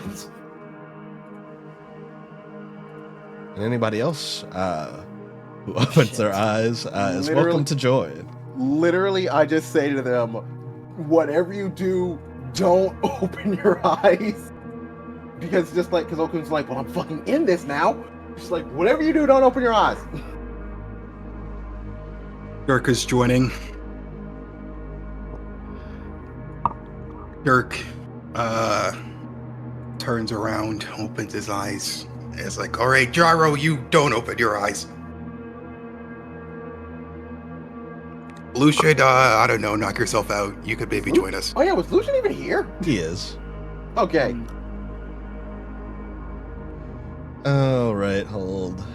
Let me get Reddy's tokens out. Just like fucking. How much damage did I take from just like having a series of needles just jabbed through my hand? I will roll that in a second. Don't you worry. It's just like. Scared. Logan is very fragile. I don't want him to get hurt. Thankfully, I do reset a fucking fate point on my turn, so I am fine at the very least in that regard. But fuck me.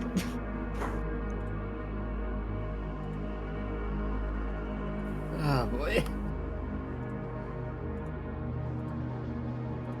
Okay, let's see how much damage you take. Oh yeah. 2 or lower, 2 or lower, 2 or lower, 2 or lower. I don't like that. I don't like the dice. sound of that many dice. Ogun, you take 8 pierce damage. Okay, well that goes through my harm and leaves me with, let's see, that goes through all 4 of my harm, and so I'm down to 5. You are also. Oh my god! You are also bleeding. I am also bleeding.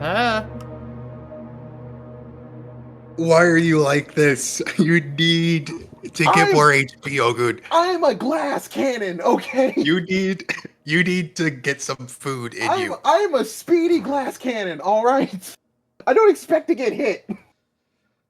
Okay. But yes, who all is opening their eyes and joining the fight? Okay, well, 2 of us Dirk is is automatic. joining. Dirk just said it. That just really depends on Lucian Lucian is and Gyro. opening his eyes. Okay, cool. Don't you open them, Gyro. You stay put. I'm not opening my eyes. But if it's all right, I would like to immediately begin focusing Wind Guide Me. Okay. Technically not breaking the rule. That's true. Are you gonna daredevil it? You're gonna go by your senses instead of like sight? Just don't move and don't make noise, and you're golden. My intention is basically not to move unless I have to.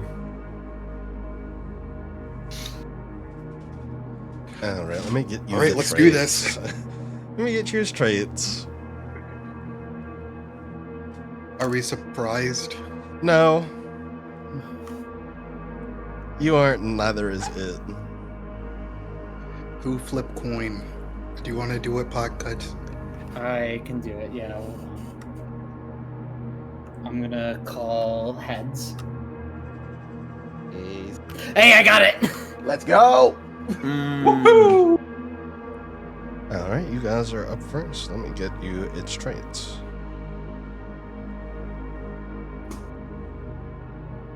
Oh man,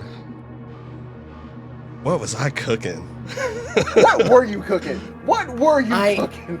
So I don't have like a major, what is it called, trypophobia thing, but like I do have a minor one where like if the pattern is just right, I'm just like, ugh. Yeah, I don't have a visual to show you. Don't worry. I would warn you. I'm basically assuming that Ogun, like you said, it was pierced by several tiny, Needles. Like, Yeah.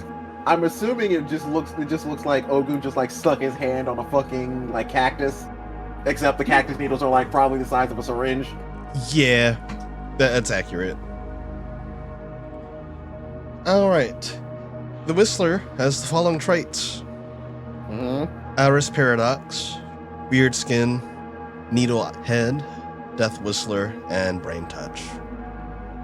Brain touch? I'm sorry? I don't like that. I don't like the sound of that. I don't like any of these. It's just like none of these sound great. You make a different monster for us to fight. Remember, Did it not be this? remember that you can take the scan action to figure out what the fuck those do. Exactly.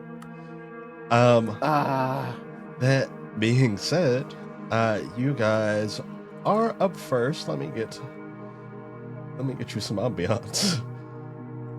Oh my god. Oh, Jesus. I looked at the stat block and I was like, oh yeah, I did do that, huh? Oh wait, looking at I my did do composure, I that didn't need wrong. I didn't need to beat a selection. I didn't need to beat a 6. I needed to beat an 11, so I wouldn't have gotten it anyway. All right, gang, you're up first. What do you do? Who's up? Okay, Pocket has something we can do. Okay. I have a horrible thing. This thing can see me anyway, so I'm gonna spend all my resolve on doing something. Oh, yours okay. I'm gonna have Potcut cast Hollow on himself in a 24 aura. Interesting. So everyone around What Potcut, you get resistance to Umbral, and resistance to Rot, and we can't be afflicted with Calamity, Disease, Madness, or Poison. You said it was 20 feet? Yes. Okay. I want So to it's make a sure 20. It's everyone a gets 20 it. foot. Oh, that's 20 foot aura. everyone. That Yes. is not 20 feet. That is much. It should be much bigger than that. Oh, so that's okay. So that's literally everyone. Cool. Let me square manually do it. Actually, hold on. Wait, can I actually take something back? Sure. Oh God. What's up? I am gonna keep it 15 feet to spend 3 resolve. Potcut Okay. screamed. I'm gonna use Draconic Cry. Fair enough. So he is vulnerable, Yay. but everyone gets favored attacks on the Whistler. Let's fucking go. Alright, y'all lay into it. Make it count, please. All right. What do you want? Like, does Dirk want to go first, or I'm does just gonna- rather than like put the Ogre? ring on. I would say for flavor, you hear Potcut screech, a strange energy goes through the room, and it sounds like a strange reverbic mix of a salamander crying and an owl screeching. Is Dark Stink Rune active? I mean, yeah, but is it gonna do anything?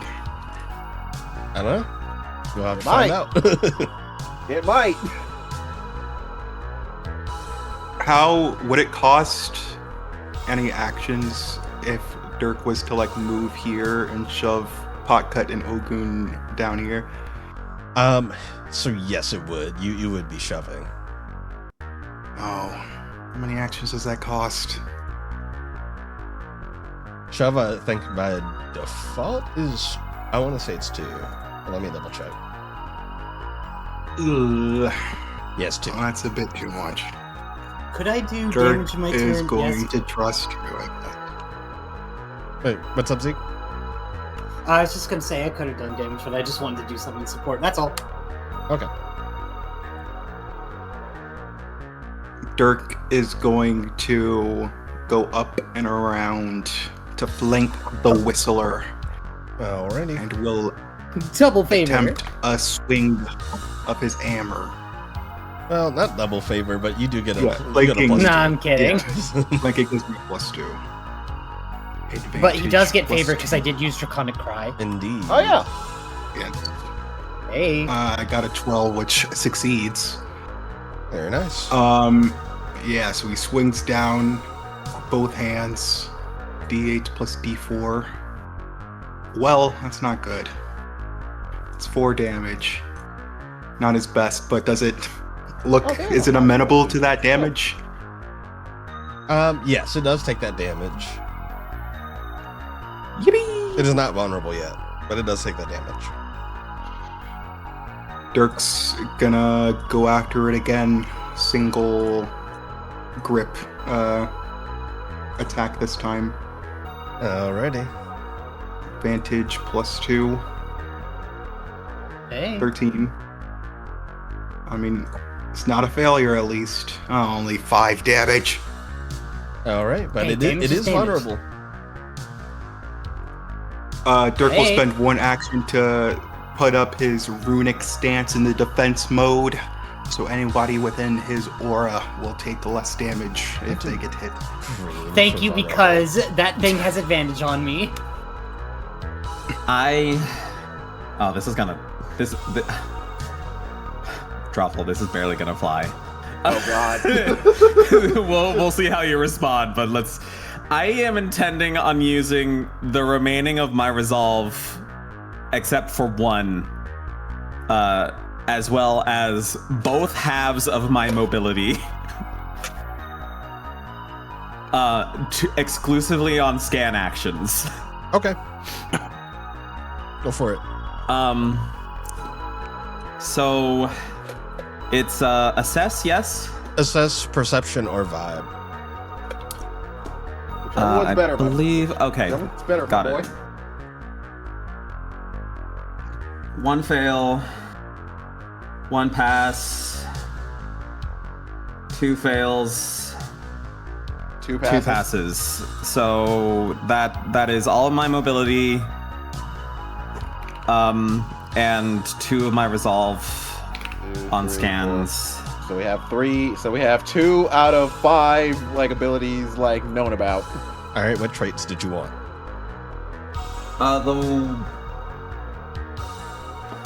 I am worried about. Death Whistler sounds kind of scary. Yeah, I am worried about So- Death Whistler. So does Brain Touch. Now that I think about it, because what the fuck is that? I'm also more concerned about weird skin, actually. Honestly, And- fair. Because I have the very specific circumstance that if I don't want to be considered engaged in combat right now, I have to remain still and not making any sound. I'm going to attempt communicating those weaknesses or concerns to the party through the vibes in the wind. The vibes in the wind. Oh, I that can't is move. This is all I've got. I can't talk. That is some. What's your source, Gyro? I felt it in the wind. I felt it in the wind. You know what? You know what? Make me mysticism check. Mysticism? Yeah. Yep. You've got this. Hey, what the believe it, fuck? That didn't work. I'm assuming. That was cocked ass That was dice. mean. Should I roll it again? I'm gonna let you roll it again. Yeah, that Yay! was. Okay. Hey. There we go. It, Woo! 15 over 14. Okay. Yes. Through the wind, you are able to communicate in what is essentially a silent voice to the party. Not quite telepathy, but something akin to it. A whisper on the wind. Shit! What? What? What? What? I just invented a wind dart. Hey! A whisper on the wind. And yes, you all are able to gauge that information. But what traits did you choose? Weird Skin and Death Whistler. Okay, Weird Skin and Death Whistle. Let me see. If this thing has resistance to physical attacks, I'm going to cry. Alright. Weird Skin. Weird Skin. Once per round, when the Whistler takes damage, it can cause the attacker to take the damage instead. If Oh, it does no. so, the Oh, attacker no. makes an endure check taking the damage it dealt on a failure. And it I'll did grab do it against Death Dirk. Whistle. That's wild. Some pretty bad hits. Yeah, true.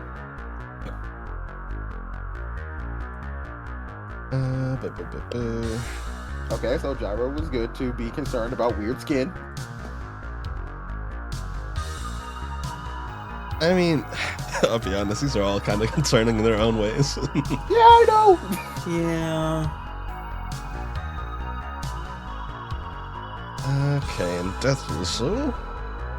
I just tend to hone in on the defensive sounding ones more than the offensive ones because I do fear the counterattack. Yeah. Death Whistle is a ranged attack. An entity that can hear the Whistler must make a composure check. On a failure, they take 4d6 sonic and are afflicted with madness for 1d4 rounds. 4d6? 46. It is not called Death Whistle. It is not called Death Whistle without reason. I am literally going to die, man. Well, guess what? Even if someone tries to get afflicted with madness, they can't while they're in Potkut's aura. That is That true. is true. You guys really need to get some HP. You're not wrong. Dirk still had one more action, by the way, when he started this. Okay. Did Dirk want to do something else? Yeah, it's a little awkward now, but he wants to do one more attack. Okay. That's plus 4 DR, but he still has his advantage and his plus 2. Indeed. Hey, technically our turns take place simultaneously. We can just flavor it like you're going crazy. Yeah. Oh, he missed. Damn. Swing and a miss. Well, good luck, everybody else. After hearing about that, I'm now worried. I'm now scared to fucking do damage. Okay. Ogun is going to, like, how far can I move to make sure that everyone's still in range? Cause I gotta get out of this thing's fucking like area because I'm directly in front of it. Ogun's gonna like place his, I guess, like bloody needle pointed hand on Potkut's shoulder, like take out his his shadow blink dagger, and move him like roughly right here, like, and just teleport him like the both of us like right here. Okie dokie. Are you like here or here? Like here, because I'm trying to keep Dirk within range. So it's okay. So still somewhat there. Lucian is just gonna have to like walk over here. Also, I have a question. Yes. Does the Draconic Cry also affect the assess checks I made earlier, or the perception checks rather? Or is it just the attacks? It's just the attacks. But Okay. I can double check just to make sure. Yeah, just attacks. Okay. Yeah. Attack. All right. Well, speaking of attacks, Ogun is going to like pull out his gun with his other hand because he can't do it with like do this like with the bloody hand right now. And just go and just say, Cheshire, bullet, please, and just fire an umbral shot at the Whistler just to see what it does. Mostly to see what it does, hopefully to get some damage off of it. So it's advantage. You said it's +2? Yep. Or is that just dirt? Is he still Oh, well, flanking? no, that would just be dirt for the Okay, flanking. so- Wait. Which Speaking Dirk of would not +2. get anymore at this point. Speaking of +2, it should take 2 more damage because I have a +1 weapon. Okay. Is it dead now? No. Oh. Also, I'm just barely within, like Turk's Yeah. breathing space. Yeah. Oh my god. Owlbear is rough tonight. It is not liking me, but I think that's still Cruel within. mistress. Yep, that's still within. So that's a D4 +1.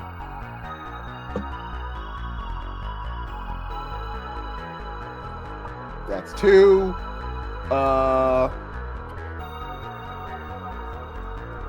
Fucking.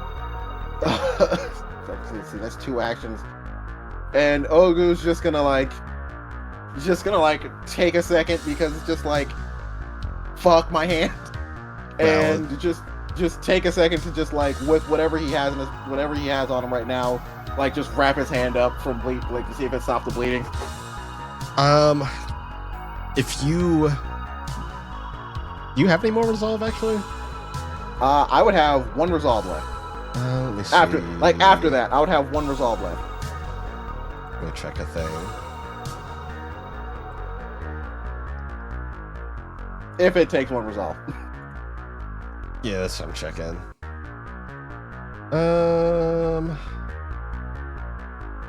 Where the hell is this? There it is. No, it's 2. 2. Yeah. Fuck it. I guess I'll just. Well, because I got to, because like if I don't, that's just gonna. So I'm just gonna use both my remaining resolve to just like stop the bleeding. Because if it keeps bleeding, that's probably gonna be a problem. Yeah, because bleed is right to your hit points. Yeah, so just wrap my hand, stop the bleeding.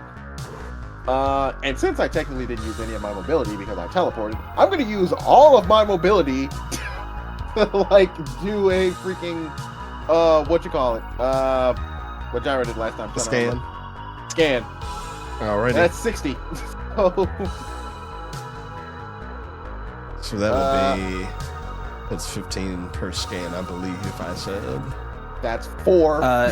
The book says half your mobility per scan instead of resolve. Gotcha. Okay. So yeah, you can do 2 So that'd be with 2. that. Alright, so see with that. Oh, now you decide to be good to me? Alright, that's 1. That's 1. Oh, now you decide to be good to me? Alright, what traits would you like? Fucking brain touch and iris paradox. I get the feeling I know what needlehead is. Alrighty. Let me grab those.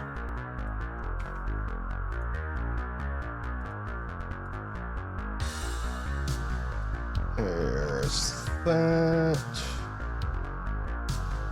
Brain touch is a melee attack. Whistler reaches his hand into the head of an entity, disrupting its brain with its grasp. Target must make a composure check or take 1d10 psychic. If the target was focusing, it loses focus. Oh. Hell. Oh. Oh. 1d10, my left. Okay. We're on Twitch. I stopped myself. That is not toss. It is not toss to say my left nut, man. I stopped myself. You're fine. You're literally fine.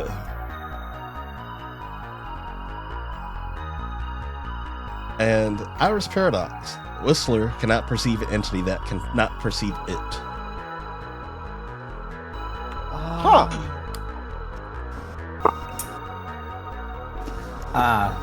Herein lies the rub.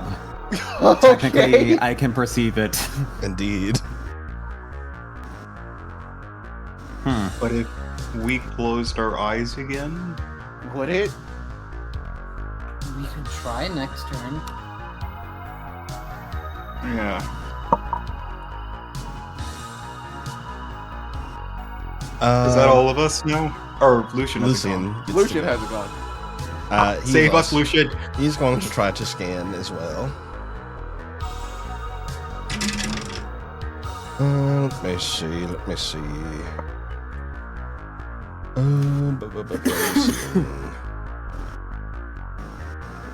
Where did I put his...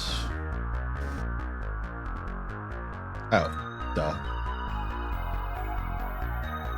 That is a success.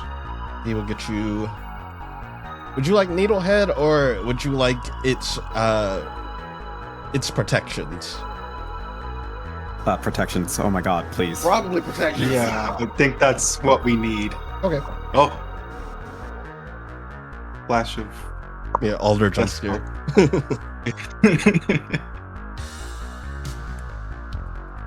But yes, I shall grab you its protections.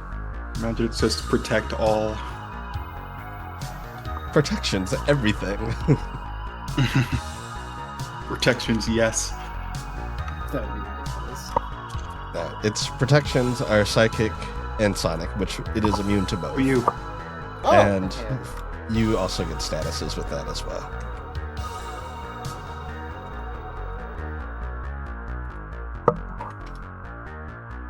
And statuses. It cannot be charmed, frightened, silenced, or shaken. Okay.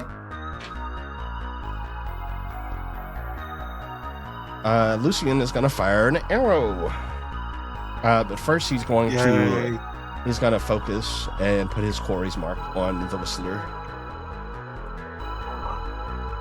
Lucian, get in the circles, man. Is what? His quarry's mark. He is a hunter. Oh. I thought he was just a guy, honestly. No, he's a hunter. Let's see. Damn. The physical dice aren't being nice either. That's a 2.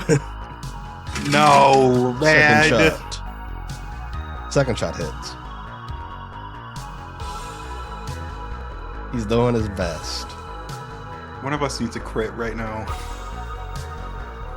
Let's see. It's a D6. Oh, you rolled max damage. Hell yeah. That would be... And he's quarry marked.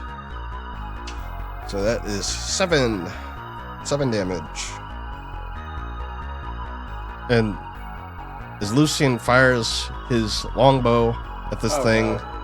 you see its skin glisten like a prism. And Lucian clutches his chest. Uh-oh. Well, one of us is gonna get hit with it. Lucian Did he is succeed? also vulnerable. He's Oh, vulnerable. no. That instantly put him invulnerable. Yeah, he just dealt Well, I mean, 7 yeah. damage to himself.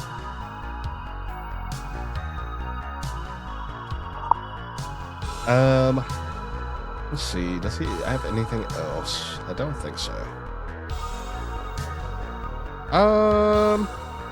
That's his turn. Really quick. I Yes. think when it is communicated, when we get the information that it can't perceive entities that cannot perceive it, I do think I would waver a little bit on sustaining wind guide me at that point. I would immediately drop it. Mostly just trying to protect myself, and we'll see if that actually makes a difference in a moment, I think. Okay. You stop focusing. It is the Whistler's turn. Alright. It's angry. Okay, what it gonna do? It's first going to swing its head at you, Dirk, since you are in the immediate. So if you wish to try and dodge it, make me a rush check. All right. Yeah, he'll try to dodge it. He did it. Yeah, I was gonna say, I'm like, I hope that did it. Very nice. Yes, it swings, and it will take the poison damage from your sting. Yes! Yes, yes, yes! So not immune Let's to poison. go. Got it. Yeah, it does take that rot damage. It is not immune. Which you got its protections. It would have told you if it was immune. Oh, actually, yeah, you're right. I just assumed it didn't need to breathe or whatever. But yes! Dirk pumps his fist. Guy just got a nose. We could do this. Eeny, meeny, miny, mo.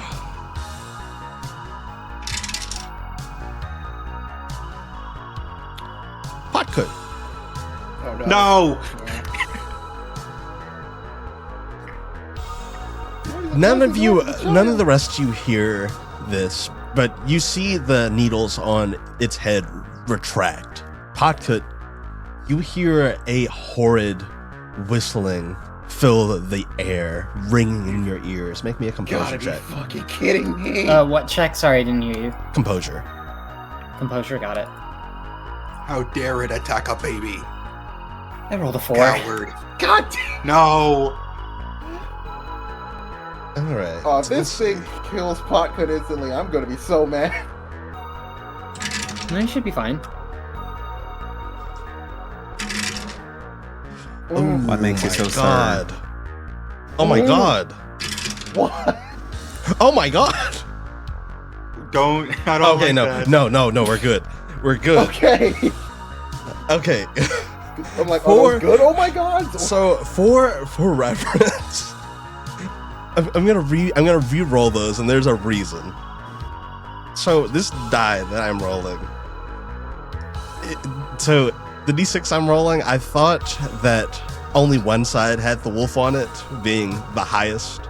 No, all of them do. The number is just in the corner. Oh.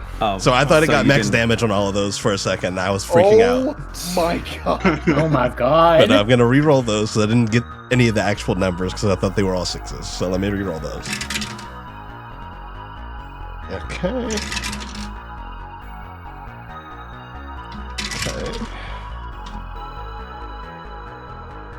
Okay. Okay. Podcut, that is 12 sonic damage. Oh my god, he only has 1 hit point left. Oh my Nice. God. Jesus Christ. It takes some damage at least. 4 more damage. Oh, that could have been really bad. Is that- I'm glad I realized okay. that about this die. That could have been. Because the So other much dice worse. are like that. So these are werewolf dice, and they have a wolf on the highest number, but the 6 has it on all the sides.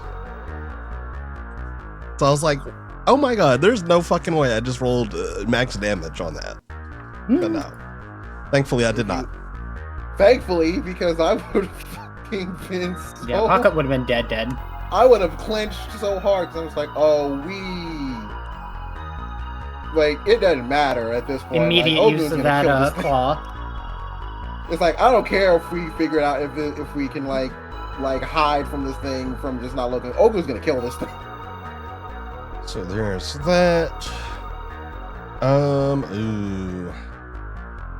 Let's use 2 resolve, 3 resolve. It used 3. Okay. Wait. You should have Hot answered cuts. that question. We don't know that. Sorry, repeat that. Well, I will you say add- you have that information available to you at this point. Right. Did okay. you take into account, Potcut, that you take 2 less damage because you're in my aura? Okay, so then he would have 3 hit points. Okay. Yippee! So significantly less than we thought. Still fucking Yeah, not good. back of the neck. And Dirk, this would provoke a counter from you, but it is going to move. Okay, hit. I'm going to hit this.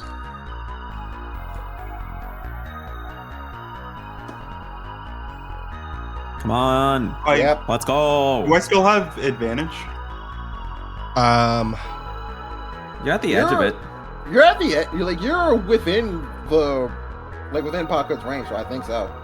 I guess that is Drawful's call, actually. Oh wait, no, because you would have you would have that from the Draconic Cry, but I think that's just one round if I'm remembering right. Well, the round isn't over, is it? Until the start of your next turn. Cry, So yes, and that would still be It going. doesn't into my next turn. Yeah. Okay. So yes, you would. 20? Oh, no, I'll just get a normal hit then. Next time, bud. Jesus. I'm doing. It's not good. Wait, I think I might still explode on a bottom. No, only on a 4. We are doing nothing to this thing. And it is going to move closer. I am going to.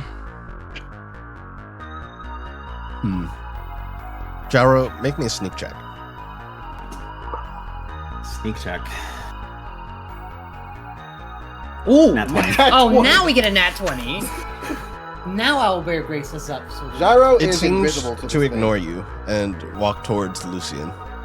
Oh, Christ. And it reaches its hand out. You see its hand phase into Lucian. You all hear a grotesque squelching sound. Can he get a chance to dodge it? That is That's what a good I question, would- Chant. Yeah, that's what I'm about to do. Let's see. Oh, buddy. I don't think that's good enough.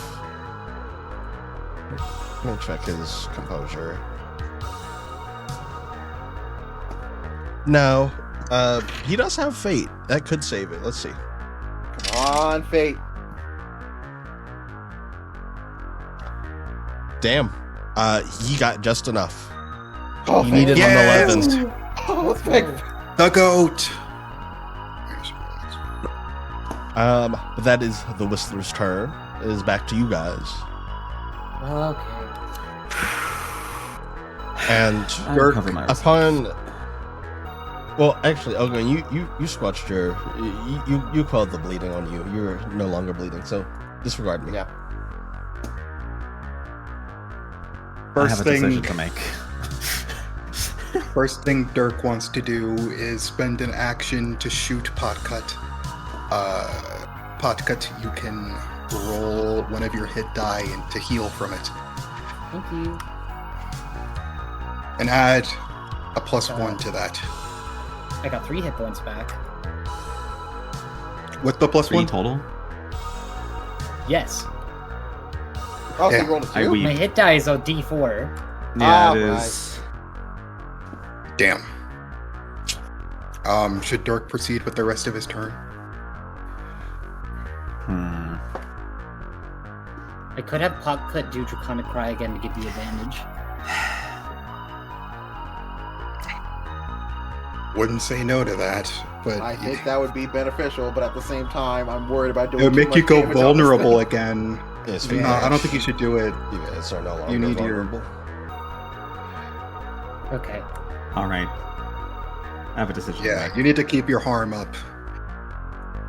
Alright. And that decision is, do I actually start fighting now? Because I nat could use 20 the that help. sneak check. Well, I kind of want to use it as leverage for something. To just sneak attack it?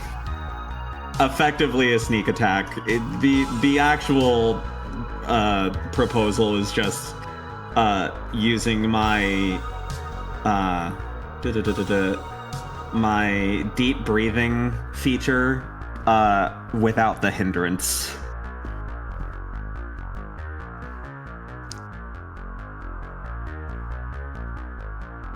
is that okay, Drawful? Wait, so what are you asking exactly?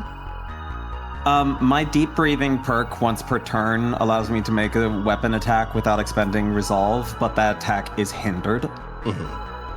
And I am trying to leverage the nat 20 sneak to do it without the hindrance. You know what? I'll allow it. You are Hell hidden yeah! from the creature. Resolveless strike. This because it's right next to me, I'm assuming that whistling is rather prominent. Yeah. This is very So- dissonant. You can tell whereabouts Exactly it where it is. With that respect, I am going to... I think... Above table, I think Gyro would understand that this thing is relatively close to me right now without having his eyes open. So I will be using my shotgun before anything else. Wait, when did the moment you attack it and let it realize that you perceive it?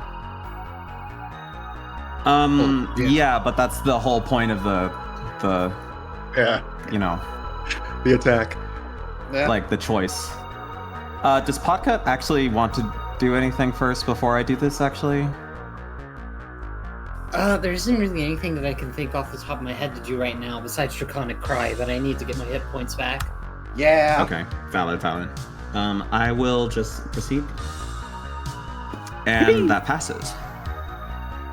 So, 2d4 plus mastery level. So, 1? Yeah. So, 7 total. And I'm definitely in the fight now. Probably to Dirk's chagrin. Very nice.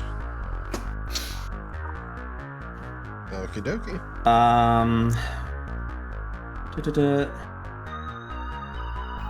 Also, I have a feature as the specific path of gunslinger I'm taking. Normally, if enemies are this close to me, they would be hindered attacks, but I ignore that. Very nice. So that's nice. And thus, with how close it is to me in mind, I'm now going to make my next attack, spending resolve. Still just firing the shotgun, and at this point we will have to... Ooh. Very good.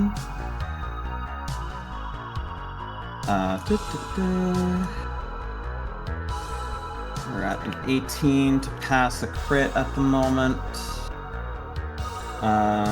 So after the next one, 2 more d4s. 6 more damage. All right. It is hurting. You see it kind of reel from these shots.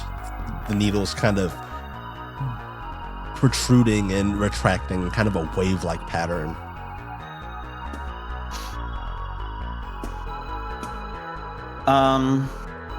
Just for the purposes of flavoring this, how many bullets in the chamber or shots in the chamber do I have in my shotgun without needing to reload?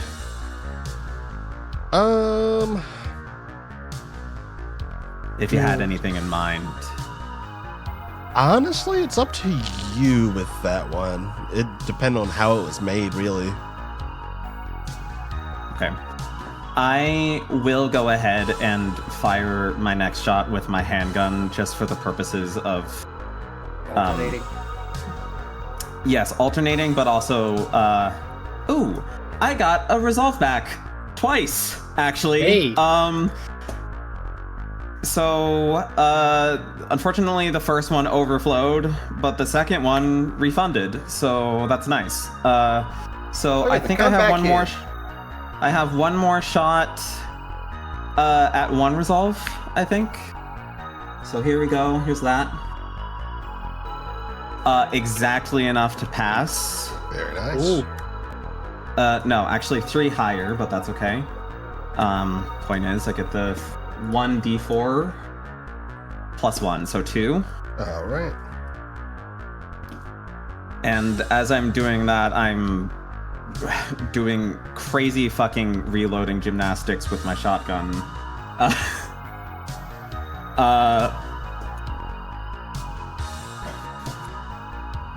Let me see. Features.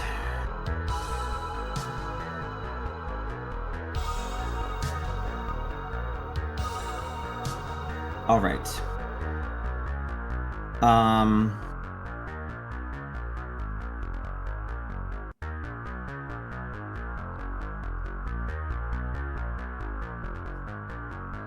Okay. I will risk not having enough resolve in the event it strikes me. I will fire one last time with my shotgun. And we will see what happens. Damn. Hey. I refund that shot, one of those resolve. And my threshold decreases to its lowest possible, 16. Unfortunately, it doesn't apply here. And that is 7 more damage. Very nice. And I will use my last piece. One of my last resolve I will use to activate my wind stance immediately. Like a whirlwind forms around me as I cross my guns together. If I take damage, and this thing is still like right in front of me, I get to immediately retaliate. Noted. Meanwhile, drawing on... Oh, what's up? Oh. I was going to say No, Lucian had something he was going to do, but up Go to you for guys. it. Okay. Well, would it be better if I walked over to flank it first? I guess technically. Well, actually, no, it wouldn't. He is a Lobo Scarin. He has tracking sense, so he essentially is benefiting from something very similar. Since Gyro is within range. Actually, no, that does work a little differently here. No, the flanking would help, actually. Yes, Dirk will run down. Lucian could do whatever he wants to do first. He will draw on the whirlwind around you, Gyro, enchanting an arrow with it, and taking a step back and firing at the Whistler with it. He is imbuing his shot with the whirlwind spell. Whoa.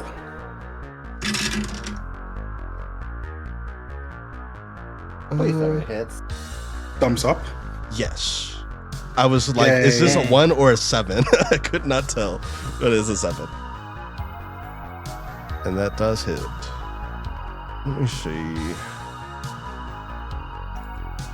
Dirk, you will notice also while he's calculating that none of my usual quips and flair are on display as I'm doing this, aside from the rapid reloading with a single arm.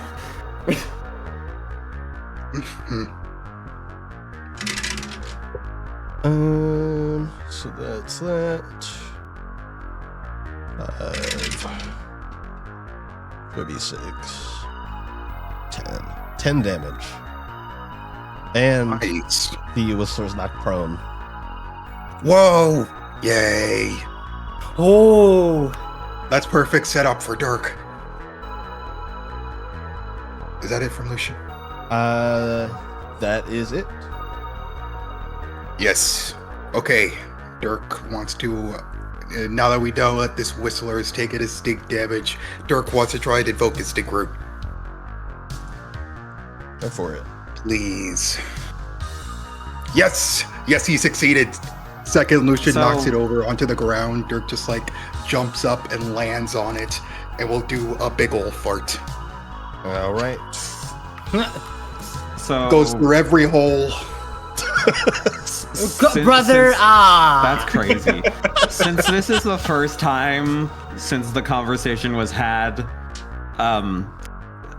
we should probably mention that Dirk's stink rune now uses body for the check instead of its original stat. Indeed. Yeah, very true. But yes, he is marked, yes? Yeah, marked. The mark just like helps with tracking, which don't really need. But now it's weak to rot damage. Indeed. Damn, I don't have anything that does that. But you know what? We ball. That does mean every single time, each action it takes is taking 2 plus 1d6. So that's pretty good. Dirk will roll off of it and slam down with advantage because of its prone. But no flank, right? No flank, yeah. Yeah, that's fine. I'm gonna spend a fate. Nice. All right. 8 Nice. damage on the first attack. All right. How many resolve have I spent? I've only spent 1, and this is 2. So we'll attempt to attack again. Go for it. That's not good. Sad. He only has 1 resolve left, and none of his options are very great.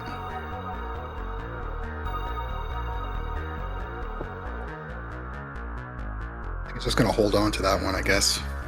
Oakley dokley. I'm gonna let Podcut go first before I do anything. I'm gonna have Podcut take a few steps back. I'm gonna have The whistlers. Yeah. Just the whistler now is like fuming from every hole, just like tendrils of brownish yellow. Podcut's gonna do something wild then. I'm gonna drop Hollow. Okay. You stop your focus. I'm gonna spend 3 resolve to cast 3d6 worth of fire as a bolt on this thing. Oh my god. Ooh. Okay, go for So it. I gotta roll to hit first, right? Yeah, make a cast check. 15 over 5, so I get to roll 3d6 of fire. Yay. You get to roll some additional ones because that gas is flammable. Yeah, I forgot about that. How many? How many? Thank you for telling me because I still have fire bullets. So go ahead and roll 2 additional d6. I have to reach into the dice bag and grab another. I'm so giddy. Okay. So this is 1, 2, 3. Yeah, 5d6 worth of fire damage.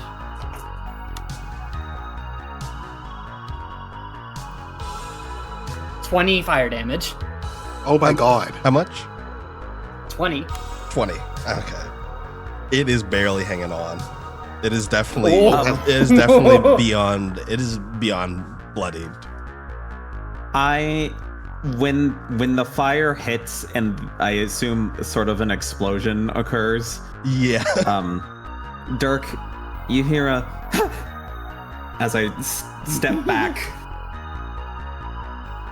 reflexively to the fire. Dirk pockets this information. So he does not do well with fire. Good. Ogun, now seeing that fire is this, all this is flammable. Ogun goes, oh, okay. Then I see what he's doing. I see what we're doing. Load some fire bullets into his gun and lines up a shot at it. All right, go for it. Also, which square you want to be in? You're between all 4. Oh, yeah, I'm just gonna there. There you go. Let me see. There was where is it? It's now, this entire hallway now smells like a trash fire. Yeah, it's not Die great. on a ranged weapon fire. The fate die is a D8. Additionally, in the rare can activate the damage. Okay, so yeah. So Ooh, come on, baby. Give me above a 6. Why? Yeah, fate. You do. Oh, I do. And I have both my fate because I didn't use one last time. Okay. And you got those cowboy boots, so even if you did. Hey! So that does it. So that is that is fire, so that is damage. That would be, what was that? D4 plus 1.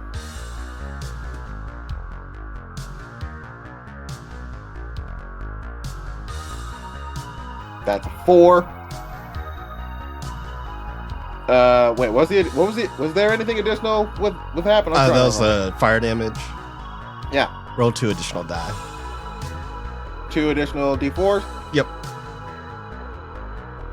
So 4 plus 10. How'd you like to do this? So, and then It gives plus it a 1 take. with Yes! Yes! Yes! So Ogun just like looking at his bloody stump of a hand, just stares this thing down and just straight up says, I am fucking done with this house! And just fires a fire bullet directly at his head.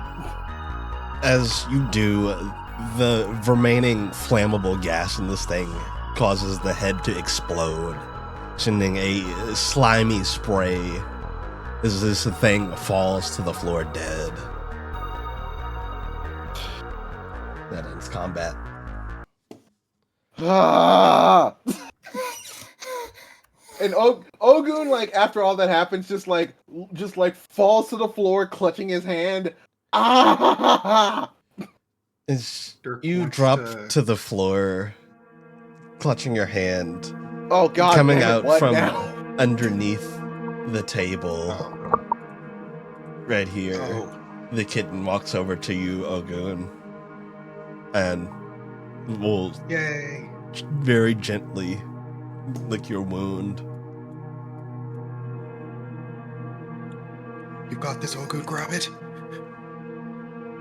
Ogun, like, swiftly grabs it, just swiftly grabs the cat, pets a little bit, and just goes, "What time is it?" You I mean, it was 6 before this happened. We were only fighting for like a minute.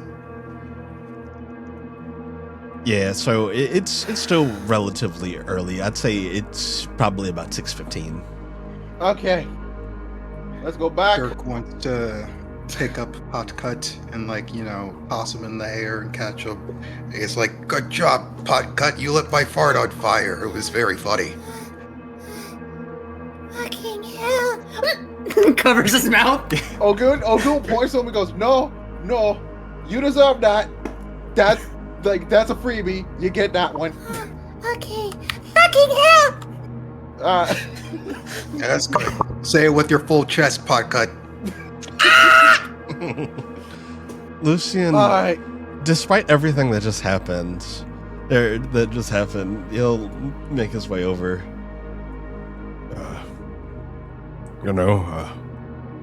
We make a pretty good team. Yeah, we do. Now let's all take a second and make a really good team, going back down to the lobby and taking a hot minute to recover from all that. Anybody need to get shot? Ogun just like defeatedly just raises his hand. Just, yeah. Dirk, you raise your hand and like an arrow goes through it instantly. Ah! And yeah, you can roll a hit Roll die. a d4. I'm just gonna roll a d4 because that's what I have. Of course. Hey. Just like back up to full. Nice. I silently holster Gustin Gale and begin walking back without a word. Yeah, you guys make your way back to the lobby. You find that Blinky and Angelica are both still fast asleep. I mean, I know we didn't make that much. I know we weren't like exactly within close proximity, but the fact that those two could sleep through that. This is a good thing. But hey, I guess that's one rule we don't have to worry about anymore. Yeah, it's true.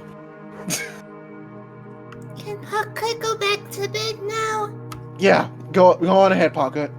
Okay, night. Just falls. And are you guys doing anything in your hour wait? Waiting until 7 o'clock, like clutching this cat as close as I possibly can, and waiting until 7 o'clock. Yeah, the cat is it's entertaining itself, but it seems very content. Is playing around with one of Ogun's dreads. Yeah, just like swatting at it. Pretty much.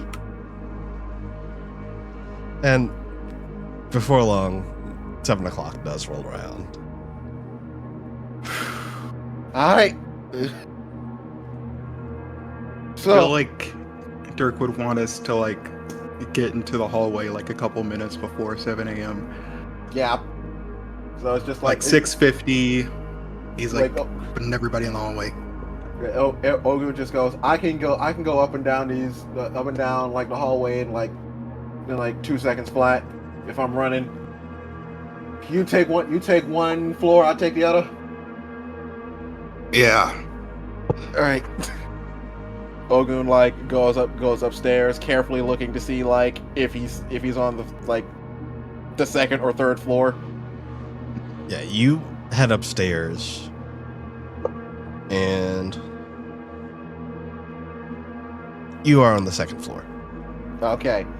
Ogun just like takes like a freaking sprinter stance, like, and just takes off down the hallway, making sure each freaking light is off as much as possible. Yeah, you rush down the hall, you extinguish all of them, and run back. All right. Dirk, it's 7 a.m. Dirk is starting to try to run down and do this, but right before it, he's like looking at Gyro and is like, do you think you could help us out here, or do you need to sit this one out? What do you need me to do?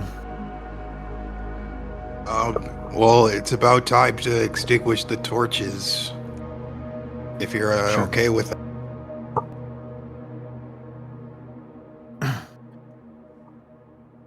Yeah, once 7 a.m. turns around, we start doing that. Yeah. Easily enough, you're able to get the torches extinguished. And yeah, the torches on the first and second floor are out.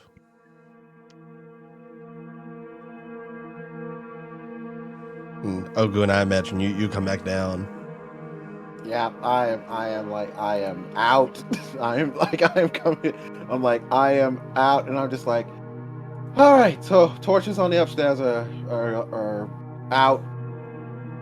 All right. Now we need to get the fuck out of here. And Exactly. That should be everything. Exactly. Let's just get back to the lobby. And yeah, you guys head back to the lobby.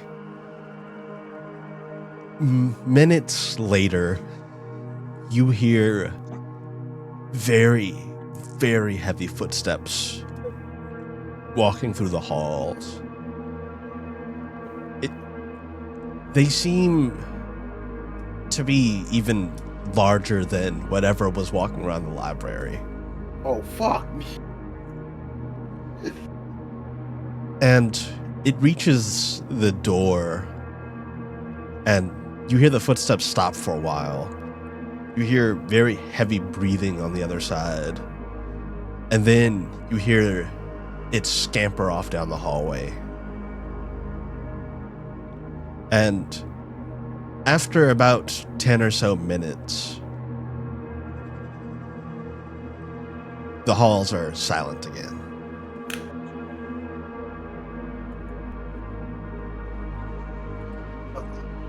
Wait until 8 a.m. And What do we do to pass the time? yeah, are you guys doing anything in the meantime? Ogun, I guess, like, it just goes. So did you understand what I mean when I talk about reading the clock, or no? I don't know. I still don't get it. All right, yeah. Why doesn't the big hand just eat the little hand? That's not how time works. And I guess we just spend another hour going through this. And time. I am going to continue trying to solve my conundrum. Go ahead and make me another hindered lore check.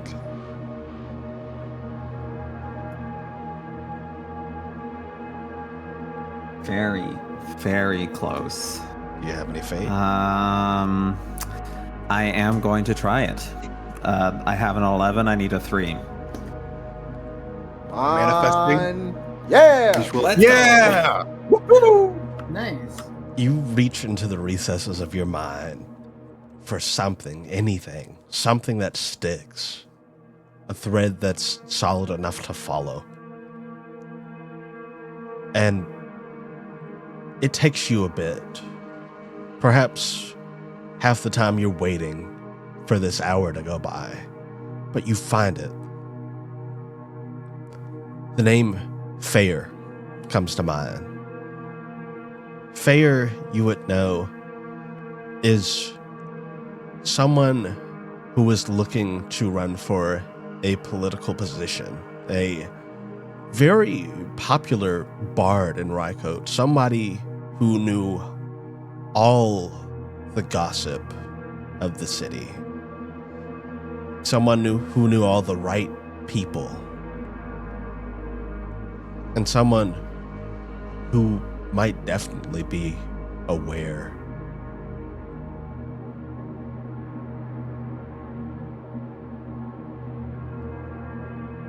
I write the name down in my journal and I circle it. That is the name. F-A-Y-R-E. Fair.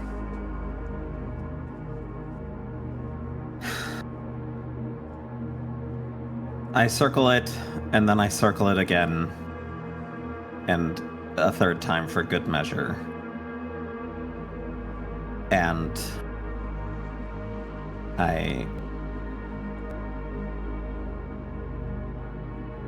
as I reach that conclusion and understand, like, some of the threads, like seeking political position, etc., etc., etc., I'm still wondering, why does it matter? Why reach for me specifically? One thing. What is the underlying threat? One other thing you would be able to piece together is that the Baron is not in a sense of good health right now. You don't know how long he has. What better time for someone to strike?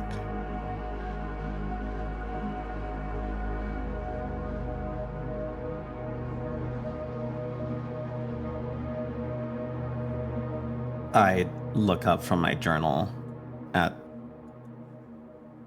my fellow travelers who I've only known for so long, who I've suddenly found myself having to, whether or not I like it, entrust so much of myself to, when by all means, if they knew the truth, I don't know if they would trust me to protect them.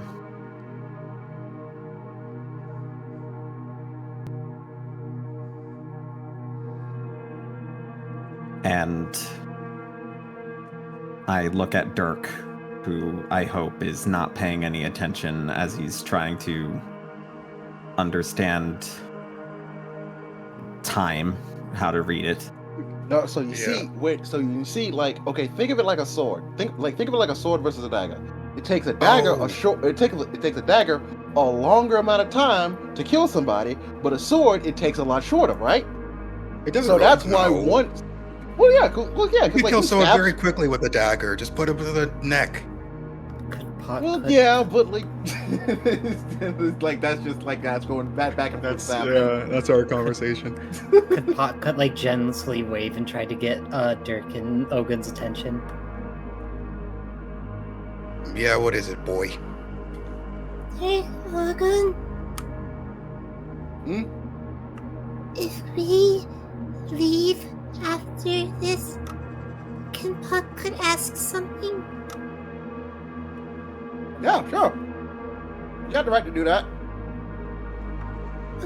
Puck could help kill, the big, scary thing in hall. Closes his eyes. Puck wants to ask to see the Bugman so that Puck can find the person to help Malka. Please. Oh. Well, I'm pretty sure we were going to do that anyway. I mean, are we? Well, I mean, yeah, because he said he had some info on those, like, white road people, so figured we may as well, like, I honestly thought that's what you and Gyro were going to go do. I mean, do you think your granny might have this key and we can just go out and do this temple thing? Dirk? Yeah. Dirk, please. Puckhood knows Puckhood's best friend can help. If Dirk doesn't like Nalka, then at least Dirk can like Puckhood. Because Puckhood will always keep Claw's promise. Oh, God. It's a demon.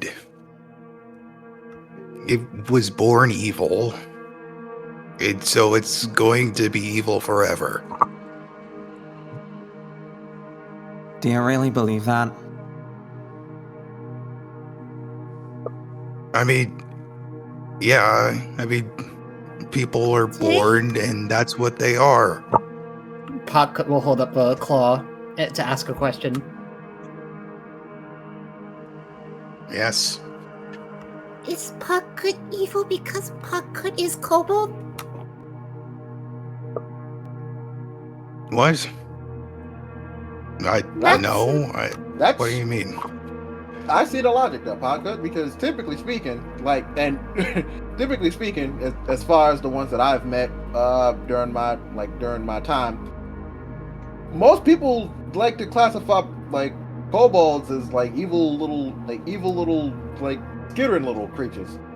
But Puckhood's probably the sweetest out of all of us. What? I didn't really know what a kobold was until you popped up in my dream. I just hear you guys just hear from me over in the corner as I open up my journal again and begin scribbling. Puckhood promises that if Nalka is demon and demons are evil, that Nalka doesn't care that Nalka is demon. Nalka still tries to be good, even if Nalka is demon. But if Nalka, it's if making Nalka, you do bad things.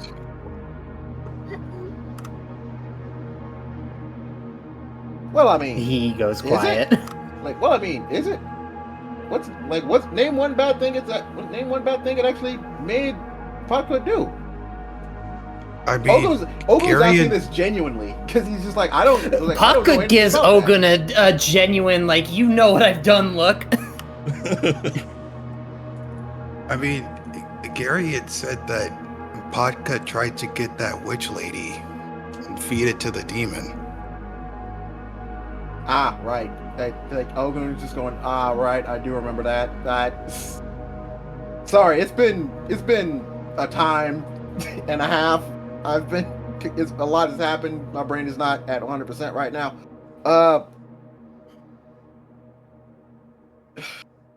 So, wait, hold on. Above the table, that means Ogun does also remember. Ogun, I don't think knows about what happened with Mariana. Not with Mariana, but like just Ogun, that knows the Nalka Ogun, needs magic. Ogun, I think, like squares that with like what him and Puckhood talked about, just going oh, I do remember Puckhood saying something about him feeding people to like Nalka, but like them not dying, them just having their magic taken away from them. So it's like he's just like, I do remember that, but I remember it, but like he's thinking that everyone else understood that understood the context of like what happened. So like he just goes and explains. It's like, well, yeah, but I mean, they lived afterwards, didn't they? That's not the point. Well, I mean, how would you feel if some demon or some kid dragged you away and then suddenly cut off your arms? I mean, you'll still live, so who cares, right? fair point. Magic is a thing that people use and enjoy. Dick. Hot cut. He'll hold out a pinky shaped like a claw. If Nalka does any bad, evil thing, you can hurt Hotcut any way Dirk wants. Claw's promise. You can't even make that promise, Potcut. But Hotcut wants to try. Are you gonna stop giving people to Nolka then? Lowers his hand. Ogun just goes, how about this? If Nalka does subsist on magic, as Pot could suggest, I know magical items. Grandma runs the shop. I've done my fair share of studying. I can probably help scrounge up something that Nalka can eat instead of people. If that works, then at the very least we have something that'll save him for however long he needs to, provided that it doesn't get worse. Oh, Does that sound good? Do that? Oh yeah. I guess I can see if he can He eat a waddles room. over and hugs his leg.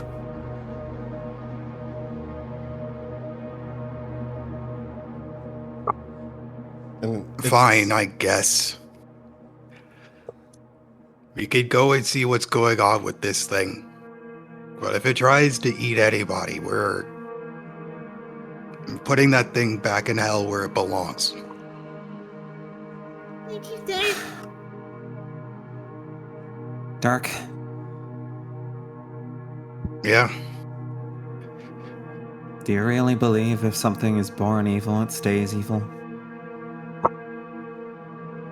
I mean, yeah. Interesting.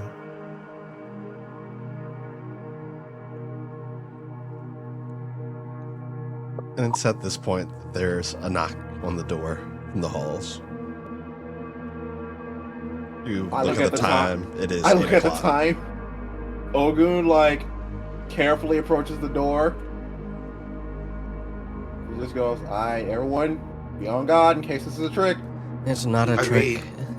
I'm here to retrieve the list. I don't know. It's Wait, the magic dude. lady.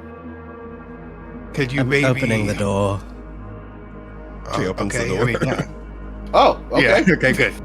Okay, never mind. And yes, you see the Furbolg woman who entrusted the list to you, Camilla. Ogun, What is wrong with you, woman? Ogun? Why did you put us through this? Ogun just letting Dirk be his voice in this instance, just presents the list, just being like, "I'm not even gonna stop him. He's absolutely right. Just here, take this." She retrieves the list from you. You did well. Not every rule followed, but you were able to survive. And your survival is a success. You put 2 kids through this. What is Yeah, wrong with actually, you? what would have happened? What would have happened if we didn't show up and Angelica was the only one here? What, she had to do all this by herself? No, I wouldn't have left a child alone to tend to the halls. Although, that would have meant other things. I would have had to stop what I was doing in order to be here. And unfortunately, that would have cost other people their lives. However, all went well. Pocket suddenly gets inquisitive. Magic lady, who are you? I am one of the magisters of a higher order. Perhaps you'll meet my sisters one day. You've already met Daddy. She's but one of them. Luckily, I can't blame her for this because it's not like she would have known you were coming. Yes, she was not aware that this would be happening, unfortunately. It was a last-minute decision, one that I didn't make either. Now, when you say last minute, do you mean like literally the same day, or did you have like a couple of days to do? I'm just trying to figure out. It was not even an hour before. Okay, all right, okay. Then I can't get upset at you at this situation either. Pocket is going to want to whisper to Dirk. Dirk. Yeah, hold on a second. The adults are speaking. All right, we're gonna need to see something out of this. We need some compensation. Ogun points a thumb at Dirk. He's got a point. You're a witch lady. Do you have any magic trinkets for us? It might be useless to you for now, but perhaps you can piece it together. Here. She will hand over a fragment of something.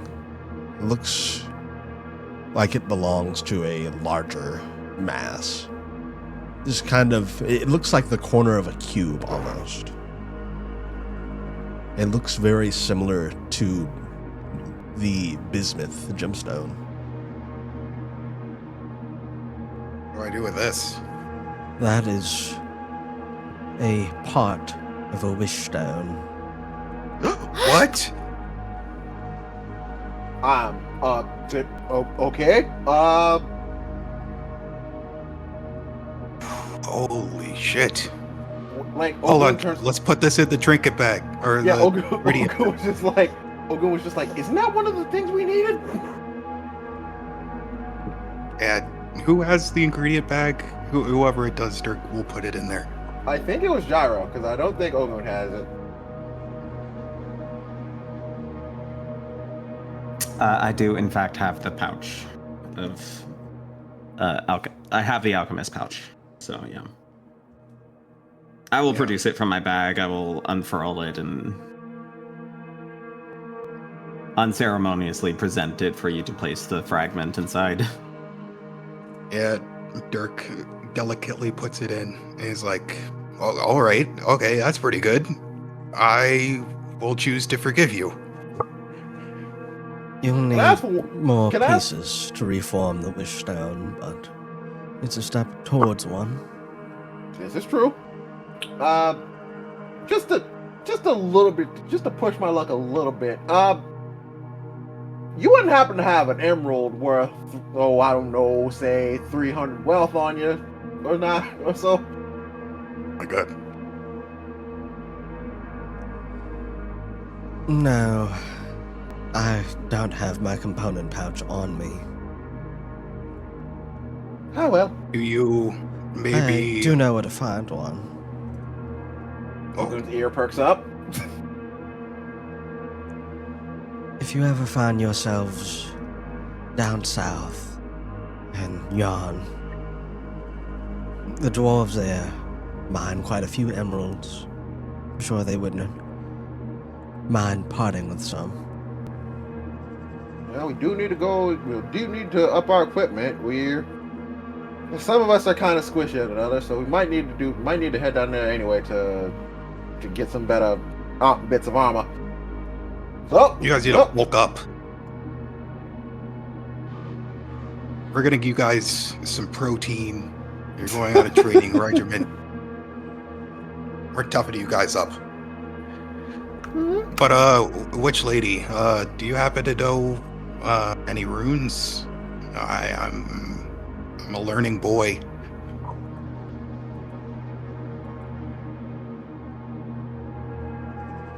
Look, I'm sure we'll meet again. I'll exchange some with you then. We have quite a few dealings all over the place. I'm sure we'll cross paths again. We're not gonna have to do this specifically again, are we? No. Oh, thank God. It's like, oh, dude, just like the moment you say, we'll meet again, it's just like, not to do this, right?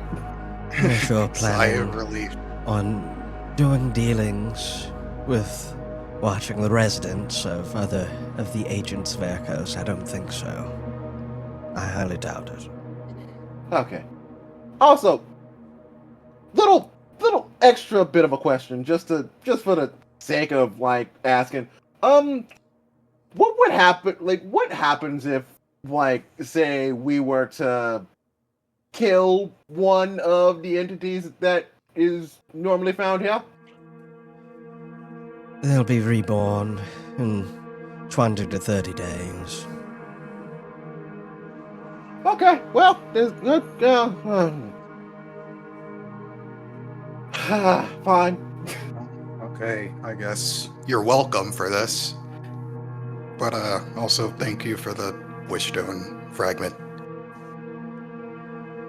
I suppose it's the least I can offer. But with that, I'll be off. I have business. So farewell to you. Oh, okay. Well. Bye, magic lady. And she waves before disappearing, along with the door that was not there before. Assuming the place goes back to a quote-unquote normal. Yep. Dirk, very worryingly, he will go up to like... Or wait, was the door to the hallway even there at all? No, it was not there before. And it is no Okay. longer there. Hey, Dirk. Yeah, what do we wanted to say to me earlier, Pocket? Next time, if Dirk doesn't like Magic Lady talking to Dirk like that, if Pocket finds Nalka, Pocket can just give Magic Lady to Nalka. No, Pocket, no. Cut. That's Pocket No. That's bad. Dirk rolls up like a piece of paper and smacks Potcut. okay. That's not necessary. Bad boy, Pocket.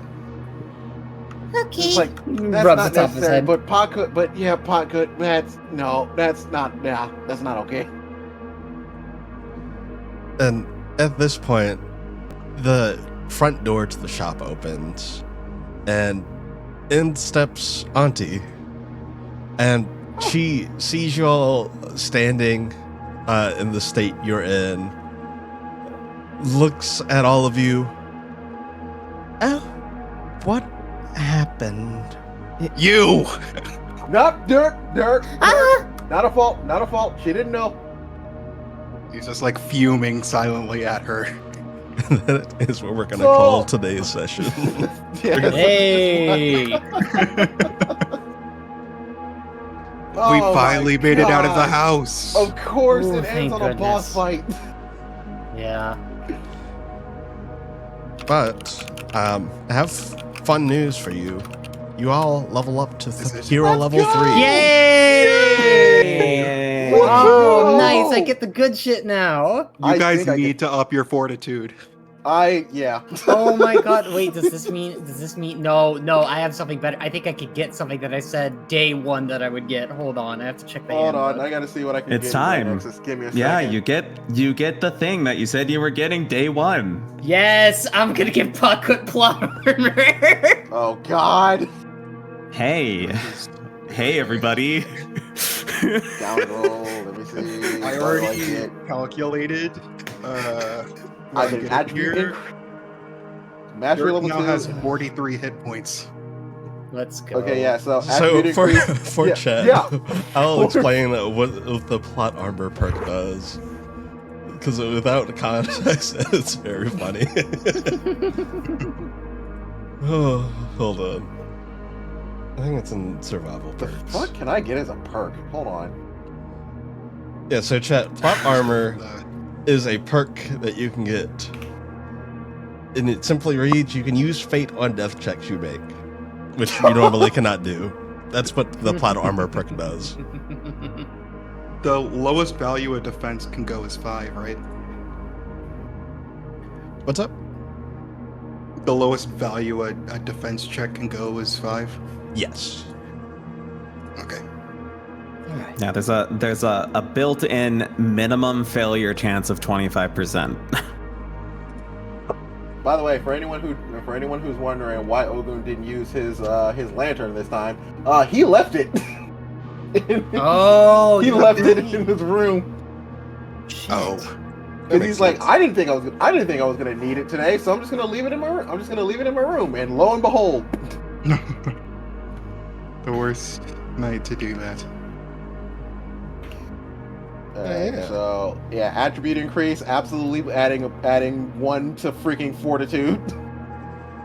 Yeah, y'all are, some of you are a little frail, but I mean, to be fair, Dirk is so beefy now. to be fair, you by design are going to be more frail than you are in a typical system. Like I said, Ogun's entire thing is he's a glass cannon who's more about dodging and hitting than like worrying about getting hit. The only thing that'll screw that up is if there's just stuff that's just unable to be dodged. You did it. You finally escaped Ghost Hell, as you called it. After 3 straight sessions of this. You did it. I did not expect that this would be 3 sessions long, but you know what? Goodness. I think it was full of great Feels moments. good. It was. Yeah, we really went through an emotional roller coaster. We like hated each other at the start of this, and now we're coming out stronger than ever. Yeah. As I said, it has to Well, get worse before it can some get of us- better. Some of us are kind of leaving a bit worse for wear. Yeah. Interesting you say that. You win some, you lose some. Yes. Hey guys. Dirk and Ogun are now at neutral but friendly territory. What was that, We've Jared? got a rapport. And Dirk is going to not talk to Gyro about that. Valid. Mhm. What are you saying, Lupin? No, I'm just saying, hey guys, how we feeling? Gyro stocks are pretty low right now, I think. There was a market crash. Not the market crash. How will the gyro It's still a D4, but okay. Oh, also, very minor thing. Camilla took the silver kitten with her when she left. Oh, okay. Oh, okay. Oh, I was hoping to keep it. That's fine. We have one talking animal. We don't need a teleporting silver cat. Yeah. We're filled on that quota. So wait, so let's see. So But yes, I Hit think die, we're hit gonna point. be off then, chat. We will catch you on. Let's see. Be The first the one. 30th. Yeah.